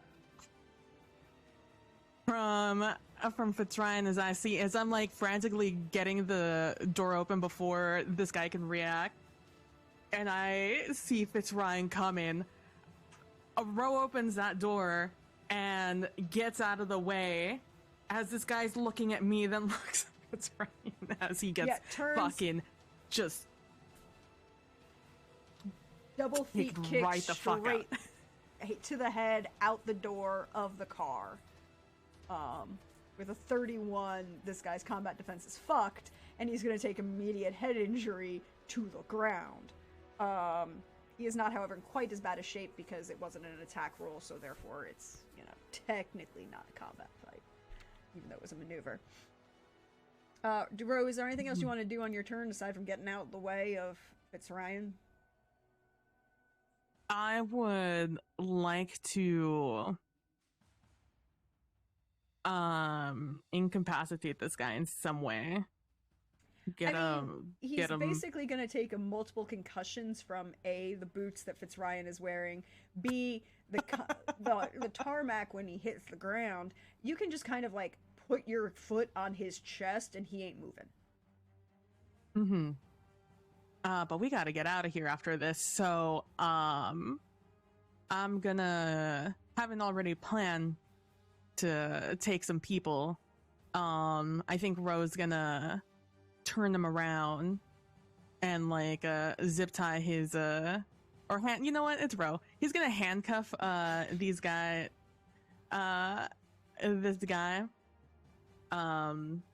and hog tie him and just start getting him to his car.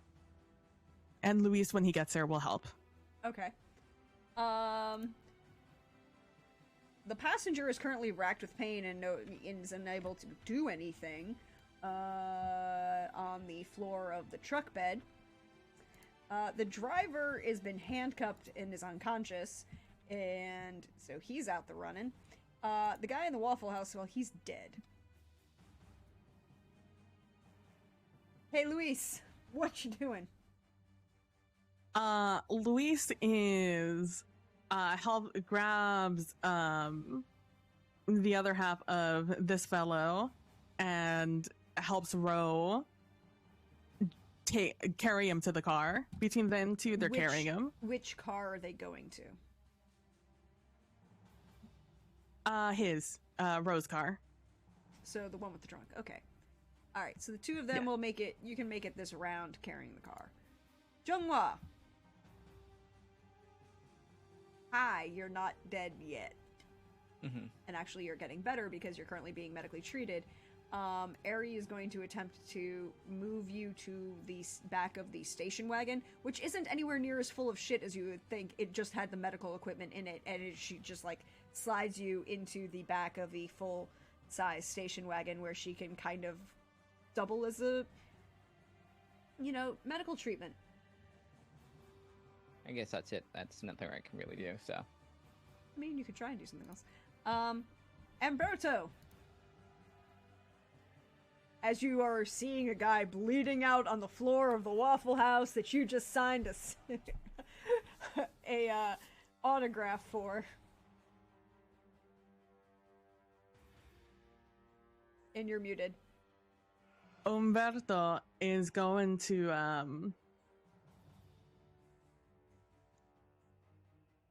oh my god! What just, and he'll like go down to the guy and just like be like, try to figure out how to help him. It's like, what the, and just act very concerned about this man and try to help him. But like in the way that like a person doesn't know how to help in a situation, just like keeps almost doing something and then like, I don't know if that's gonna help. Because of the shots, he'll be like, he'll tell the workers to get down. I know it's a Waffle House, but like, Umberto's still gonna play the hero. and be like, it's like, everyone get down, be careful. It's like, what the fuck happened to you? What happened? And just that's what Umberto's gonna do. He's gonna do his best. So you're I'm not a civilian who I had no idea what happened. So I need a deception act. Deception. Oh, is it close to that other one? This is gonna be from his beautiful, beautiful daughter. Dude, we're fighting in game. I'm fighting against these character sheets today. They are not playing. They are not playing with me today. 15. 15 is good enough. Like, a bunch of the other patrons are kind of a little shocked, so they're following the rules of getting down. The actual line cook is like, okay, he's the quote-unquote assistant manager, and now he's gonna go and dial 911, report a shooting, report a guy bleeding out. One of the actual waitresses is coming over to kind of like provide, like, with the first aid kit to kind of like try to staunch the bleeding, although probably not very well, because so we're going to leave Umberto in this position, but right now everyone believes that you are at least attempting to help and that you have no idea what's going on. You have also no idea what to do. I'm not a medical anything. No. That's not even lying. Umberto wouldn't know what to do in this situation regardless. Oh, wait, we just lost. Oh. Yep. Okay. He is just not... He has no idea what's happening. In medically, what to do. He is simply... he is simply just gonna act his way through this. Because he was here already. It's not like he can have plausible deniability, you know? He has plausible deniability. Yeah, he didn't do anything. Yeah, he has. He didn't do anything.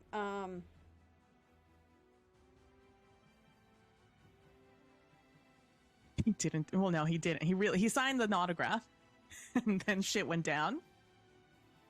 Yeah. So it is indeed what happened. Okay.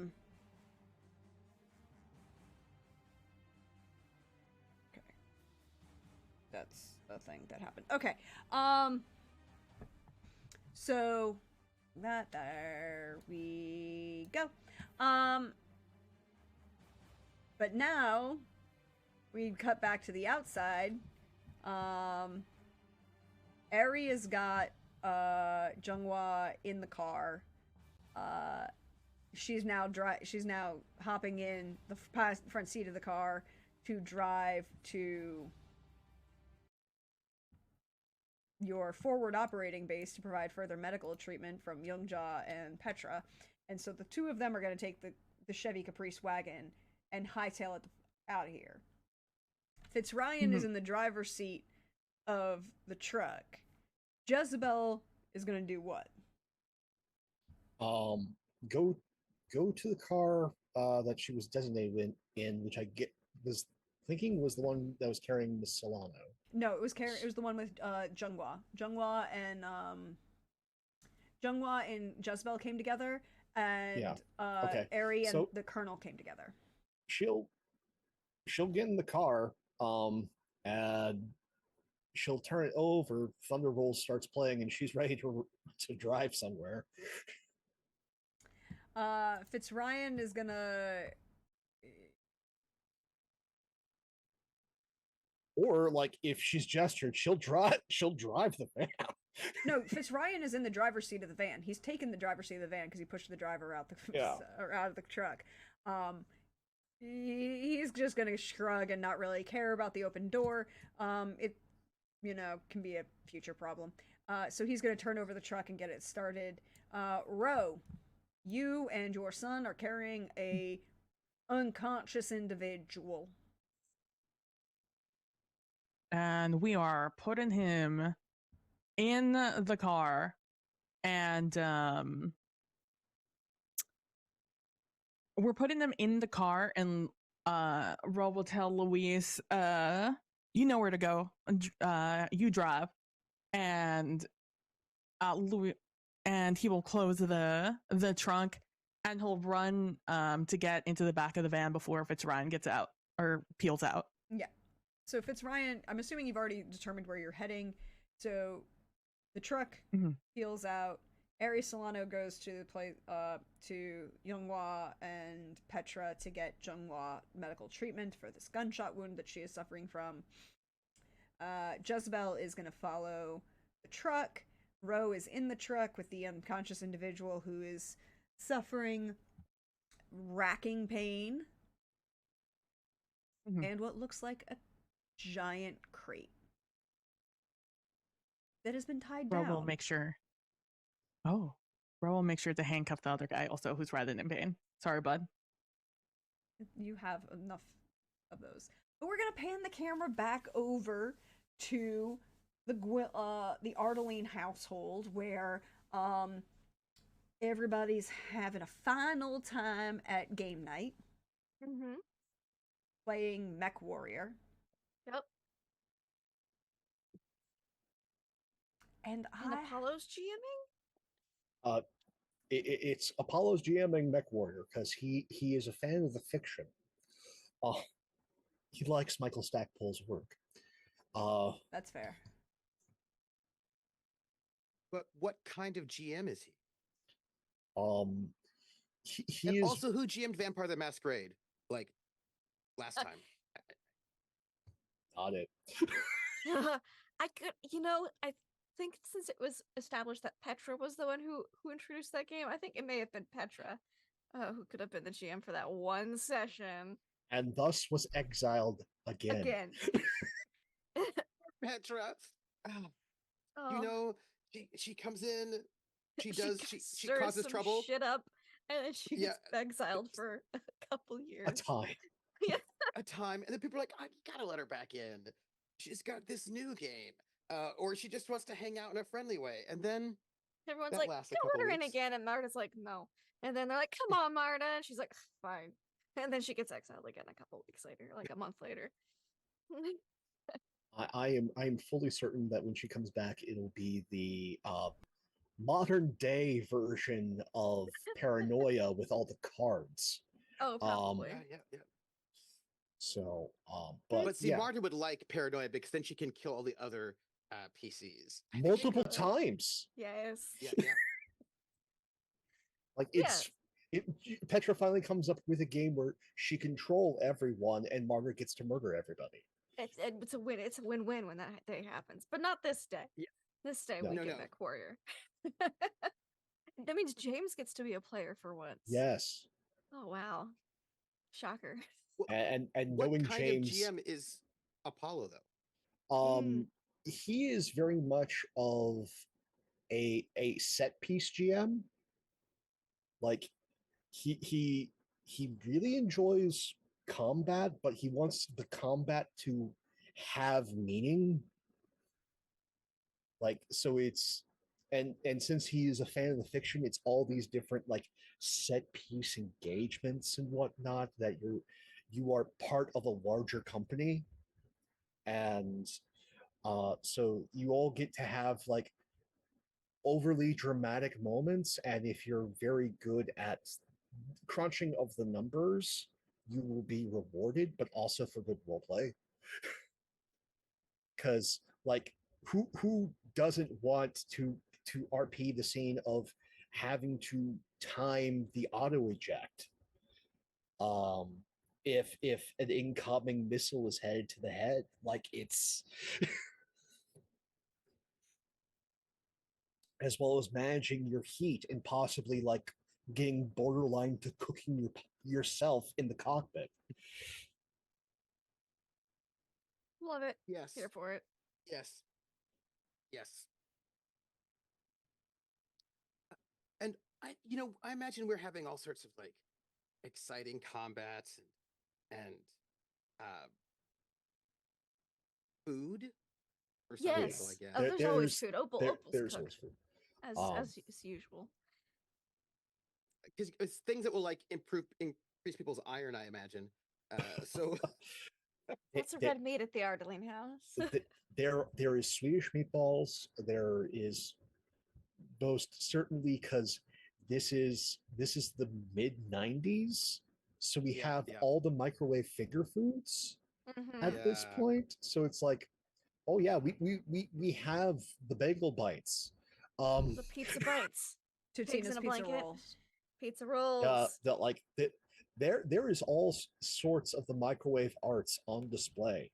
Yeah. Um, Marta thinks pizza rolls are super sketchy, but doesn't say anything about it, but just gives them a look every time they're brought out. Like, I don't trust it. but also by this time, like Savannah has a Dunkin' Donuts, so we have donut holes. Yes. Like there is just a smorgasbord of stuff that has been brought in, Uh-huh. cooked on site, as well as some of the traditional potluck pieces. It is a weird place to be, but you There's will so never much go food. hungry. Yes, you will never go hungry at the Ardlane house. How old is Masters now? 32. He should be. Yeah, Marta is 31, and Persephone is 27. So my I question, have a question. you go first. I'll let you go first because I'm a kind of benevolent GM. Thank you. Has Persephone had any romantic entanglements over the course of the last few years? Nope. She's what? She's like 20, 27. 27. Mm-hmm. She's in college now. Mm-hmm. And At 27, is she doing master's degree? What's she doing? well, she didn't start till 24, so Oh. she What was had she some doing gap between years. 18 and 24? Just being at the house, being spoiled, being monitored. Medical Rich kids. testings, medical Yeah. concerns. Also many care packages from a certain uncle. Yeah, lots of medical concerns. So she didn't get started till like the last arc, So she's in college, and she might go for her master's degree. And she's studying right now. She's kind of debating on what she wants to like really make her major. She's doing a lot of biology, botany, and Oh. some psychology. Mm-hmm. Oh, so where is she studying? Because probably not SCAD No, but if she's doing botany and biology. She can go to there's Savannah University. yeah, which is right Mhm. nearby the house. Mm-hmm. Like its Mhm. campus is not far. It's Oh, walkable. nice. Yep. Or she, Probably Savannah University. Savannah. It's Savannah gonna be State. a local one. Yeah. If And it's walkable, that's acceptable. Yeah. knowing the Ardelines, they have already invested heavily in that university. Yep. There was probably a building named after one of them. Probably Yeah. Nelson. He was, big when he was alive.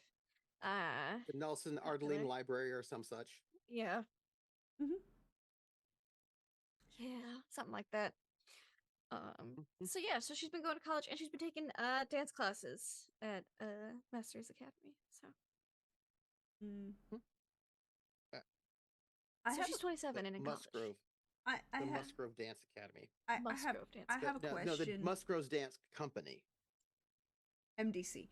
Mm-hmm. I have a question, Masters. Mm-hmm.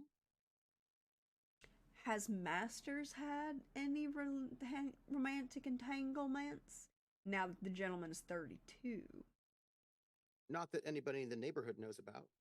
Oh, He's Ooh. not ever been Oh. seen in any sort of romantic entanglement that anybody here at Savannah would know about. Oh. But what about outside Savannah, just out of curiosity? Because, friendly neighborhood GM questions. It's really unclear. He's very busy. Mm-hmm. Very busy. So now at the age of 32, all them church ladies are throwing their daughters at you, just saying. Well, he doesn't hang out with them. Again, he hangs out in avant-garde punk rock spaces, and he is never And near at the those church. Ardeline house, and Oh, at no, the no, no. Any of Walters those house. folks. Yeah. You are in a grocery. You're at the Kroger. Oh, Oh, he young does man. not. He does not interact with those people. They might talk to him and he walks out. He does not interact with those people at all. This is Ah. no, he does not interact. He's not neighborly with people who don't like it when you have your head shaved half off and whatnot. You know what I mean? Uh, he doesn't interact with those folks in any way. Uh, he hangs out with people who have their head half shaved and have probably a little bit too much dark makeup on, in that kind of art space. He is not going to the local church, not one of them. He is very much not in those spaces. I just love the idea that Masters Musgrove knows a number of Jezebel's girlfriends from the Derby. Yes. Oh, absolutely. Are you kidding? Of course he does. He knows them. And when people, when people are like, he's like, yes, man. And he just sort of like gets out of that. He doesn't need to be around people like that. And he just doesn't tend to be. He hangs out with Luis and he hangs out at D&D night and he does a lot of working. Yeah. But he doesn't go to like society functions or big fundraisers, and that's just not his scene, and he does not hang out with those folks. Many of them were his bullies in high school, and he just doesn't interact with those people for the most part, is what I would say. That is fair. That is entirely valid and acceptable. Meanwhile, Marta and Apollo, I think, are like a bit more open about their relationship now because people Oh. figured it out. Oh, And so it's like, yes, no, we're dating. by 95, yeah. Yeah. By is 95, it's a thing. Mm-hmm. That is kind of open, and they just like I have a feeling that they have perfected their either we are ignoring you look, Oh yeah. Marta's or had that perfected for centuries. or if somebody starts to get the inkling of being brave, there is the look of I will kill you. I will buy your family a lovely plot to put you in, and then make sure that your name is erased from history. Look. So I have a question. After you've made your way out to the house in the country with a drogger in the back of a panel van and two unconscious individuals, I just need Hope to roll me a D100. Oh no. You asked the worst one of us. I almost always roll high.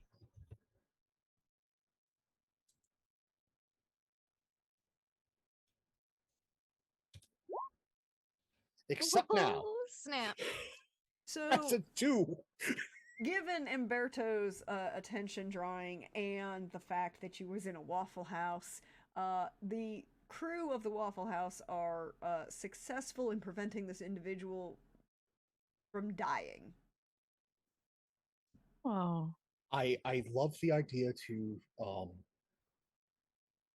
borrow from Trooper that they took one of the frying pans and cauterized the wound. You don't need a frying pan, they've got a knife for a reason. It's a little easier to maneuver in tighter spaces. But yeah, no, the wound is sealed shut with hot metal. Oh, because Waffle House has it. Because Waffle House has it. It's like, look, you survived a Sunday night at 1 o'clock in the morning at the Waffle House. Literally. And so this individual will survive. Don't know. He's severely messed up and will be probably require extensive medical care. But he does not die on the floor of the Waffle House. You get to the house in the country. You can do whatever you want with the other two. Your choice. But the where is your house in the country? Please remind me.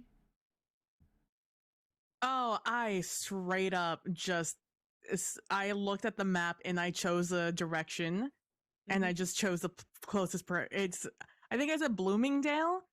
I was one of the most reasonable far away little towns I could see on the map. But I have no idea where somewhere in the country would be.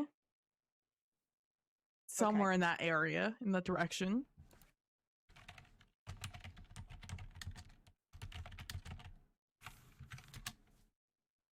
I genuinely have no idea. So I just pulled that out of my ass. It's important because I had to figure something out.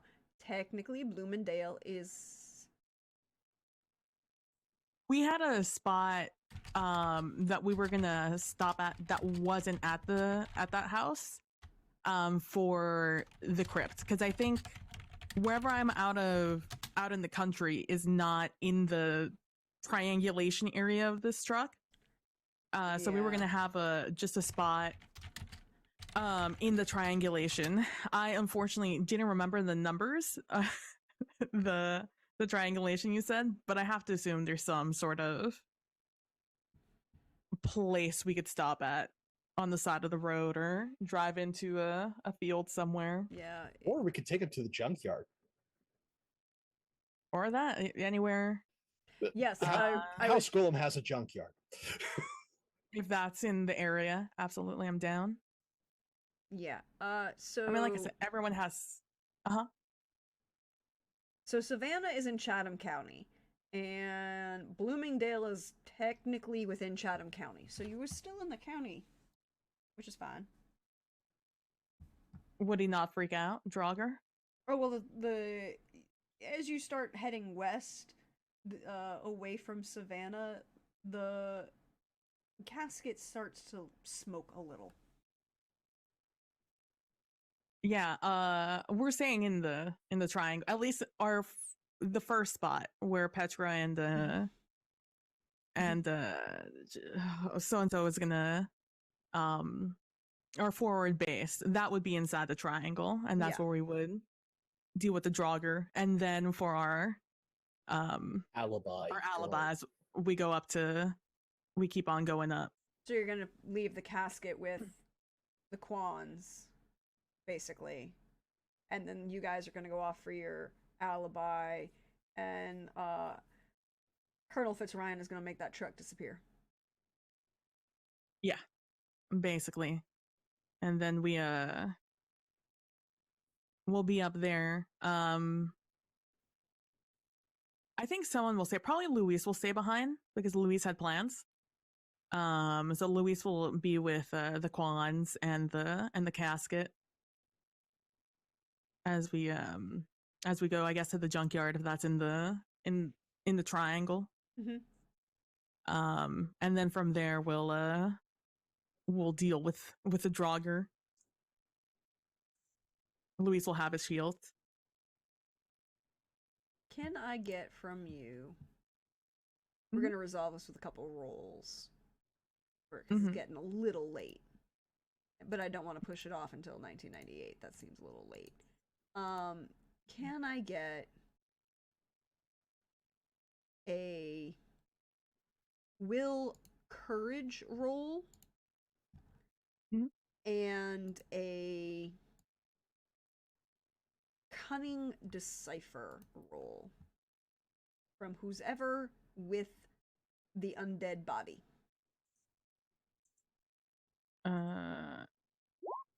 Luis will do the will courage, and what was the other one? Cunning decipher. Cunning decipher.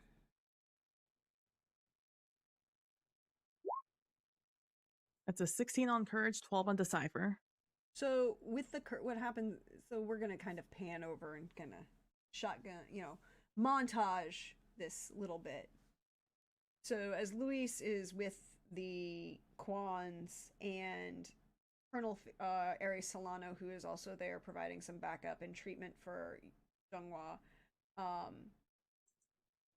you remove the casket or wooden crate that you then discover has a casket inside it.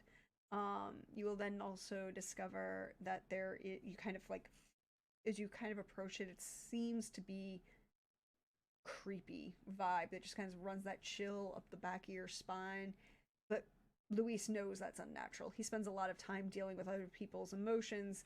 You know when it's your own emotional response or when something is forcing you to have an emotional response from an external source. And that's very obviously an external source that you can kind of overcome. And as you get closer, I think it would probably be Youngja would notice that there are wards that are seals, rather, on this casket that are, if not opened correctly, could lead to big fireball. Knowing, of course, that it wouldn't matter how much damage other people take. The Draugr is an undead held together by a magical ritual and will eventually come back together.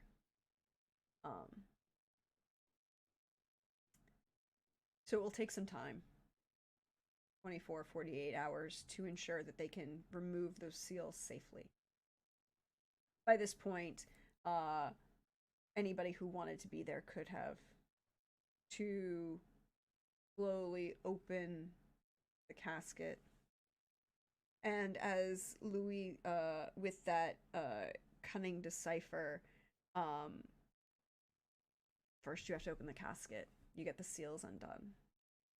Then you see the pile, the cement inside a casket,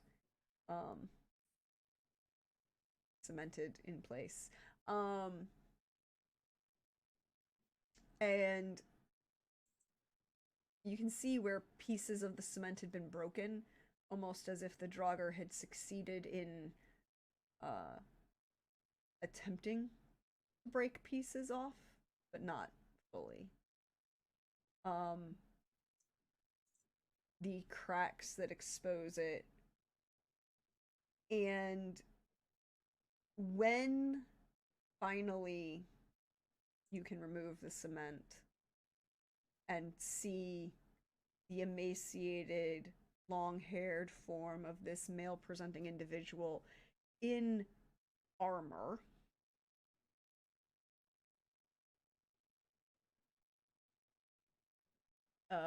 chainmail, sort of, but not quite right chainmail.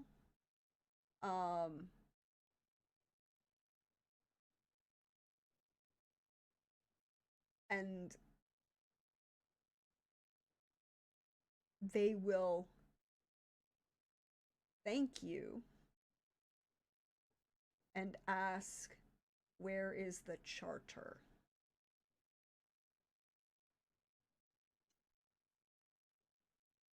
And that is the question we are going to end on for tonight.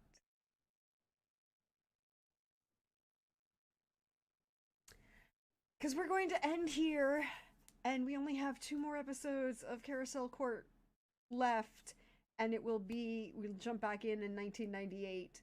We have some things that are going to happen. I have some people that I have to contact to make certain things happen.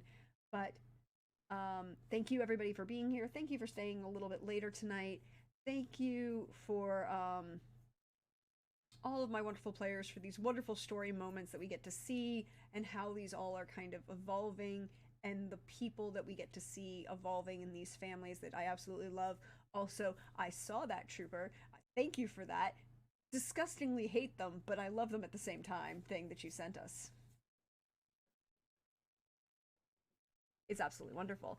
I also love the fact that my players enjoy this enough to do what Trooper just did and spend an excessive amount of time creating the backbones for his family tree for all of the people that he doesn't like. In the best possible way. Masters will not be here next week. Oh, I can't wait. I'm sorry for Masters. He no longer lives in Carousel Court. Where is he going? Johnson doesn't care. He has been evicted from the house. Johnson has children, and that is a family home. And so Johnson will be moving in with his wife and his twin daughters into that home because Susie still owns it. Ooh, interesting. I'm here for it so much.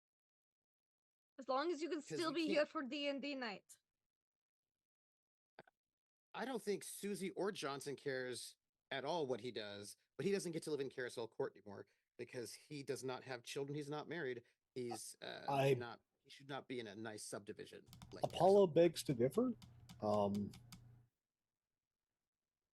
Because I'd like to bring us back to a couple of episodes back, actually, a number of them. When some folks moved out of Carousel Court, the Gwillums bought those properties. but did not buy their home. Oh, They no, have no. never Not, sold it. not that home. Oh. But if Masters wants to still live in Carousel Court, he has the option to. Actually, somebody. Same thing with Luis. Luis wouldn't happily have A roommate? Masters. Yeah, I would happily have Masters. We could make space in the attic. So we will find out if Masters attic. is here, because I may or may not be supportive of the twin complicated issues that are coming from both of them in the court at the same time. But that's just me, and it's not. I'm not the player. I am just the GM. Trooper just thinks we need more villains. We don't have any, so I'll bring in more villains. Thanks, Trooper. I support you bringing in more villains.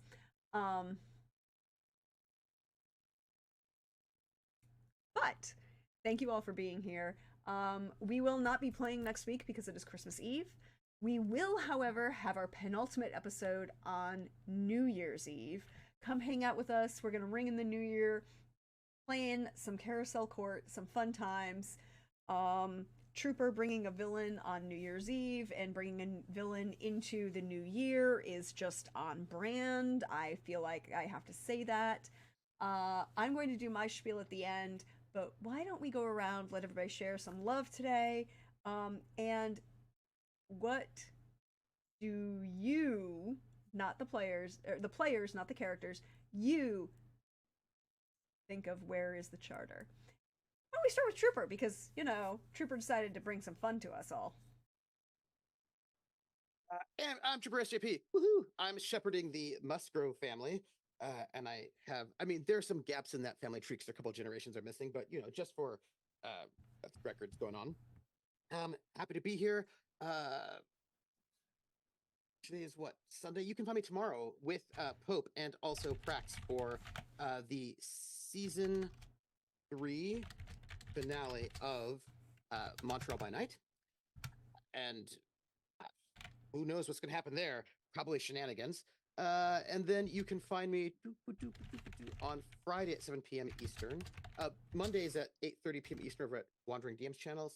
7 o'clock Eastern on my channel, Trooper SJP. You can find me for The Sandman, which will be with Rocket and Lindy and Simon, which will be the second half of this 1980s flop of an RPG, which I still think is actually pretty good. And then Super you fun. can find me back. You can't find me next Sunday here for Carousel Court, but the week after. And let me see. I'm going to give my love to, well, first off, I want to give my love to Lynn, who understands what a good rack can do to a person, which I appreciate very much.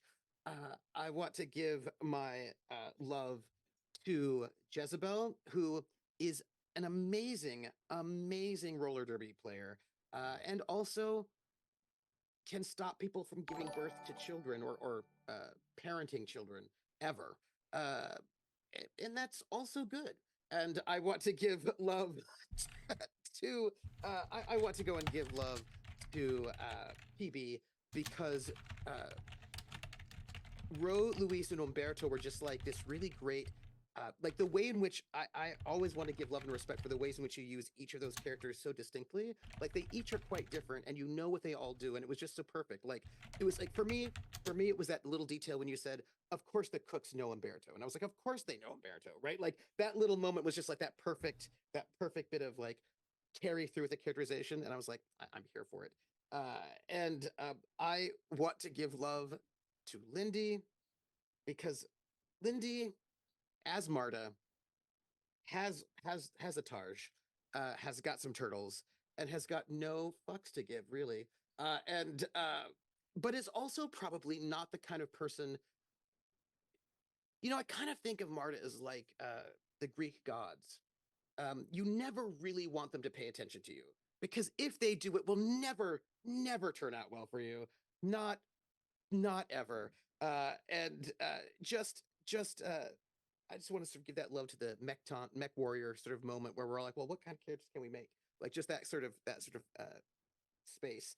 And I want to go and give love to Prax for the Colonel Fitzryan and like some action Colonel business. And I think that was it, right? You had a question. What was the question? It was What? the charter. Oh, no idea. No idea. Could be anything. Person in chainmail, so it could be some kind of charter that's from the old world, as far as we know. Since it's the chainmail person, so it could be anything. It could be the Magna Carta. Who knows? No idea. That's me. Interesting. That's great. Also, follow Trooper. Follow all of the games that Trooper runs because they are fabulous and wonderful, and he runs good games. I just say things. Sometimes this happens. Hi, welcome in, Raiders. We're just wrapping up. But if you missed out and want to see what else about my little art house, Southern Gothic urban fantasy shenaniganry that is Carousel Court, you should check it out on the YouTube, which I have, and the link is in chat. Hey, Lindy, how are you? Hi, it me, Laugh Love Lindy. My love for today. Oh, the charter. I also have no idea. No clue. It could be anything. It could be a twig. It could be a piece of paper. It could be a set of stone tablets. I don't know. Could be anything. Love for tonight. I like Apollo stepping up to GM the table for the meanwhile. For this one shot because we didn't have Luis for D&D night. I think that's very fun. And just seeing the different group dynamics at the D&D table, which is still going strong, and I appreciate that dedication that our group has to our in-game group. And it just brings me joy. Also, Jezebel's a badass, and Jezebel and Marta should not be allowed to hang out because they would become too good of friends, and people will die. So here's the thing. Now that you're out in the open, we will see a conflict come 98 because Jezebel is insisting on being part of Marta's life, and Apollo wants absolutely nothing of it. Oh, that's exciting because 98 is also when Marta turns 600, so that'll be fun. Oh, you're welcome. I'm giving you a heads up for that, Pope. You're welcome. Oh no. So. Oh no. That's my love for the Gwillums. And that James finally got to be a player because he kind of is our forever GM. Good old Peter, just doing his dance company, just trying to live his best life, and just has the worst family. With the worst, best names. They're disgusting, and I'm here for it. I can't wait to meet some of them next week. Oh, they're gonna be awful. Or not next week, week after next. Because there's love for that, and I just I know we don't see it on the screen, but I just imagine the delightfulness that is the productions and how much Persephone just enjoys dancing. She's discovered a love of dance. That is her passion, like Marta's is murder. We each have to have something we love. For the Walters, Luis, as always, being like, hey, I can't come to D&D night. Just the, hey, Marta, I have something you're gonna not want to hear. I love that. Umberto is thebombdiggity.com, because, it's the 90s, we can say thebomb.com now. And, I just love it. I want him to be everywhere all the time. But particularly at Waffle Houses at 2 a.m, after his radio show is completed, just hanging out, being the best guy at the Waffle House. I see it and it brings me joy. I love how calculated Lynn is with all of their just observations and planning and unleashing some cool magic to crush some people. That was exciting, and that he didn't die. So that brings me joy as well. And I'm very excited for these last 2 episodes. I think it'll be a delightful time. You can find me online at LaughLoveLindy, Twitch, Twitter, YouTube, etc. I play in GM Tabletop RPGs. We will not have a session this Monday.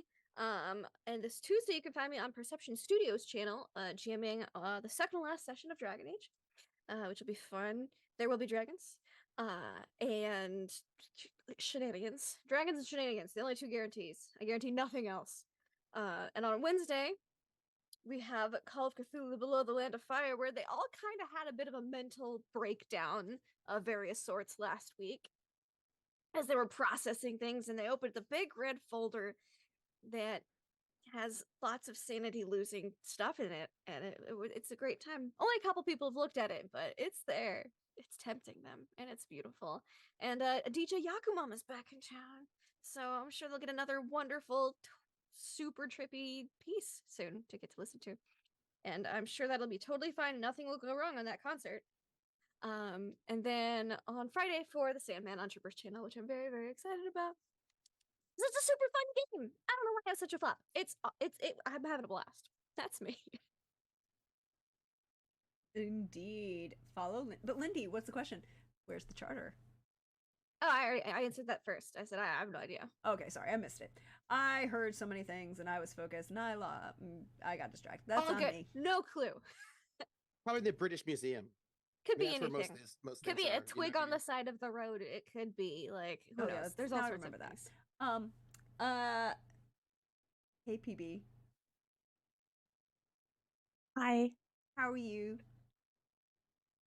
I'm good. Thank you for asking. Hi, I'm PB from PB Plays Inside, in which you can find me on most social media platforms, although I'm most active over on Blue Sky and on twitch.tv/PB Plays Inside, where I do things like play Destiny 2 and Minecraft, just the vibes. And man, I just love how scary the Quan family is. They're so scary. It's just so funny because like Jae-hyun was not at all intimidating as a human being or as a person. They were just the most like timid person, and then bam, these just absolute rock stars of just daughters he had. What a just an adventure the Quans are. I just love how Lin plays the Quans because they're great. I love them. I just love that Masters is just out of the loop always. And it's just like, I just so desperately want to bring him into the loop, but there's not really a good way to just be like, hey, Masters, let me fill you in on all the other gossip and news in the neighborhood. And it's just bringing in the villains constantly. Like a player villain is a good villain to have in these kinds of games. So I can't wait to see the offspring of Susie come and retake the house and see how that gets dealt with. And so I love just all the Gwillem family. They just are all absolute personalities and all in their own way, just so dangerous. It's great. I love them all. And I love that you just always have something. You're just like, oh, here, let me just pull out this just a celestial blood incense. Here you go. Here's a chalice. Don't ask questions. And here's a little piece of wood. Don't ask questions. Here's a little piece of wood. Take them and use them as you see fit. It's just like, I don't know what I would do. Just take them and you'll find out. So okay, sure. And just fucking Marta is, I want you to know that Luis is not an ounce scared of Marta, not even a little bit. Luis will always ask intimidated by Marta because I think that's just what Marta wants in life. She just likes to be intimidating. Yes. And so Luis 100%. will always be like, oh, I'm scared of you, but she wouldn't kill Luis because he needs to come to D&D night. So just don't make her too mad that your value of D&D night ever outweighs. And just Opal and Persephone, just like all 3 personalities so unique in the way that the just dynamic works in that household. What a mess of the dynamic, and I love it. And as for where I think I think the charter is. I think it has to do something with was it Arvin, something like that? The people who were buying up all the stuff. This is a deep cut, y'all, from back in the season 1 about the guys buying up all the land and how he didn't think it was a corp, it was a person buying up all the deeds and things, and I think even But they were making a safe Yunhua space for the others, right? Because they were giving like others really good loans, and like they seem to be like actually a very positive force for others. That's what they say. But they've been doing it for a while. The last, I believe the last, they were like the first people to buy land here. And then I think everyone but the Lafayettes have like a record of buying land here, except the Lafayettes. I think they have their own thing going on.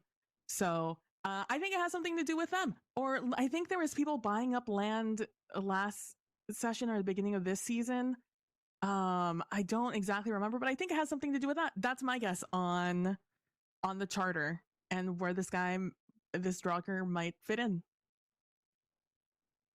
Intriguing, but yes, I am always here for it. I'm also always here for PB's wonderful shenaniganry. Also, if you just want a really chill time, follow PB's Destiny games because they are lots of fun for those of us who don't actually play Destiny. I have no desire to actually play Destiny, but I enjoy watching PB play Destiny because it's always entertaining, always fun, and may or may not involve interesting conversations at the same time. It's great. But follow PB, they are wonderful. All the love. And last but never least, hiya Pope. Hey, everybody, Pope here. Pope Roll Build on the interwebs. First business, then theory, then pleasure. If you want to see more of this silly face, definitely join us over at Wandering PM tomorrow night, 8:30 p.m. Eastern, for some more Montreal by Night. I am certain that there will be shenanigans. I am not certain if we will all survive said shenanigans, so you definitely want to be there for that. And then I'm not going to give you tons of details, but stay tuned for the new year. Actually, be here New Year's Eve. There will be announcements. You have been warned. And as for theory, like I completely forgot about the Arvin thing. Like PB, I think is onto something there. But my two minds about it is I would personally love it if it had something to do with the Walters property that was blessed. Like that there is something underneath that property this entire time. I'm fascinated because it would bring it within the court, which would be even tastier. But I'm also of the mind that, again, this is dealing with a supernatural world. And so I feel like a charter would be something that was etched in stone. I have no idea where it would be. It could be at the bottom of the river. It could be in a swamp. It could be a very specific location that is important to the Musgrove family. I am not entirely certain, but I am very curious to see where it goes.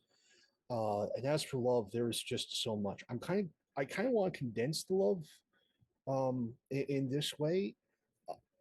We have been playing this for some time, through ages, and with every age, it feels the world and the style of soap opera feels very appropriate to the age.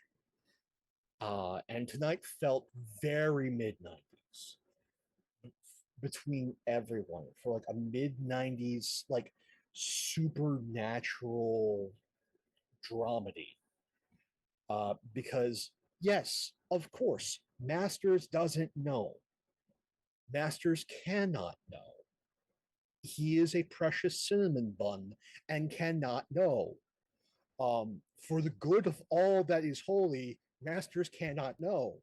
Um, and then you have again Luis, like the entire Walters family. You have this absolutely gorgeous multi-generational team working together. Um, and yeah, no, with some of the face claims, like I don't know if all of you know, but like Umberto is Zoot Suit era Edward James Olmos, and I am just picturing that it in the Waffle House, in the diner, like absolutely like he's a little bit out of time with the fashion, but you cannot deny him. And of course, everybody knows him. In fact, it was more of a giveaway that this person was there was something wrong with him because they didn't know. Oh, that's why Jezebel kicked him quite so hard. And where? It was insulting. How dare you? Uh, and uh, I, both myself and Apollo are terrified that Marta's 600th is coming. That's incredibly important. We cannot screw that up. Uh, and poor Persephone. There's emotions tied, and there is so much worry and concern. Whether that is just Pope or Apollo, if there's bleed there, I don't know. It's there. And again, like think back to the mid 90s. There is that character that's started sort of late in life in almost all of these shows. Um, and Persephone's it. Uh, and then the fucking coins. Um, and it's because of Jaehyun. It is because of him all the way back then, being this gentle, mild mannered soul that those two women have the terrifying impact that they do. It is this multi-generational awareness that Lynn has in her storytelling that drives home the impact. Um, to where like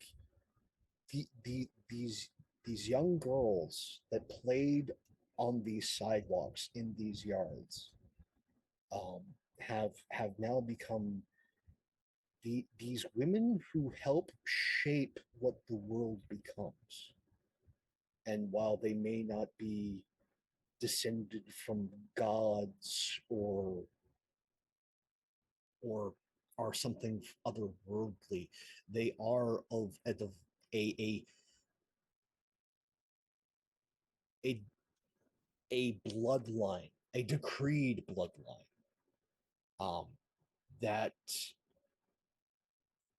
in its own way is mythic and is now as this world is opening up, especially again this sort of 90s way that yeah, no, you need to expand your horizons. The East exists, and it is going to let the West know that it does.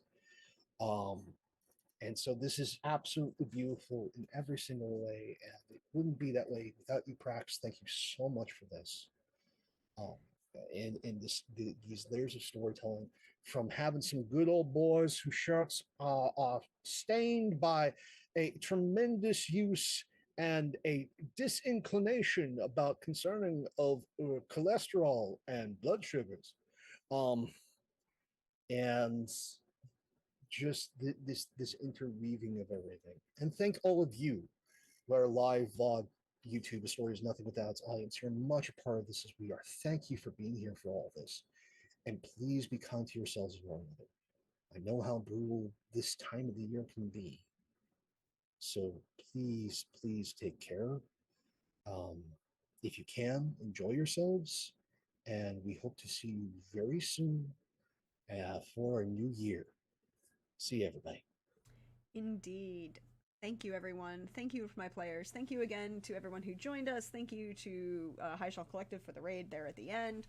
If you missed out and you want to see more about the story that is Carousel Court and this wonderful little art house game that I've been working on, you can check it out. All the VODs over on YouTube. They're nice little playlists. You can also check out, if you missed out on last night's book club meeting, which we talked about books that I read over the week, and they'll also mention the ones that I'm going to read for next week. You can check that out over on YouTube. Also, all the books are linked, so you can find them and make life easy. Lots of fun things, lots of interesting different reads, spoiler sections, but I label them really publicly when I go into spoiler territory. You can also, if you want to help us out or support the channel, I have a Ko-Fi. It all goes back into the production here, and doing overlays and doing all of the things that I try and do to get it from my wonderful, fabulous players, because they are so wonderful and I appreciate each and every one of them. And I appreciate each and every one of them for saying yes to this project and then appreciating this project for what it is and helping build this project into something even greater than I could have dreamed when I started talking about it. There's also a merch store. It exists. You can kind of check things out, including stickers to support Vampires for Nixon, because that's an entire political party and actually has become a movement. Have I plotted out how this is going to affect things? Yes. Am I going to look forward to it? Oh my god, yes. Speaking of YouTube, on the community page at YouTube, there will be a vote, because going into 1998, there is an election. Well, there was an election in 1996, and so there in 1998 there will be another. We'll have already had this election, so I'm going to put a list of the candidates for the presidential election of 1996 on the community page for YouTube, and then I need you all to vote so I can determine who's going to be president of the United States in 1998. And you, No incumbent, right? No, none of the incumbents can run. So that's a thing that's going to be interesting. So none of the incumbents can run, which means it'll be a very brand new cast of individuals. It'll be a thing. I need you to all to vote. All of the names will be there. Are we going to have our former governor, our Lafayette, up there? No. He can't run.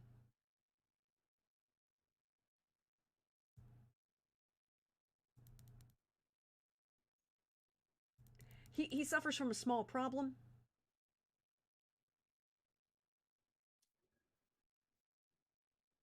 He can run for governor, he can run for Senate, he can run for pretty much anything else, but he can't run for the United States presidency. Yeah. He wasn't born in Not America. Wasn't born in the United States?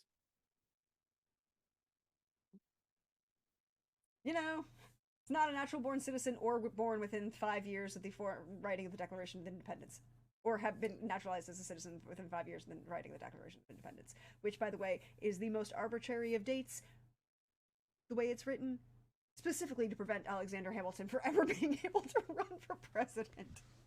Yes, the members of the Continental Congress were that petty. Look it up. It's hilarious. So you can check out the Ko-Fi, you can check out the merch page, you can check out YouTube. But again, we will be here. You can next see me tomorrow night with Pope and Trooper over on Wandering DM at 8:30 p.m. Eastern for Montreal by Night, the Vampire the Masquerade campaign that we are playing in. And I would like to point out that the Ravnos survived both the cops and the gangrel. And now let's see if they survive the trip that apparently they need to go on. It's going to be an interesting time. We'll be back for our penultimate episode of Carousel Court on New Year's Eve, right here. We're going to ring in the new year with some tabletop RPGs and playing in Carousel Court. I'm sure everything will be fine and nothing will go wrong. I will just say to the audience, I will also put up a question on the YouTube community page. Hey, where do you think the charter is? And let you all give me an answer. But You'll also be back on Saturday here for book club. We will not be here for Christmas Eve, but I will be here on the 23rd for book club.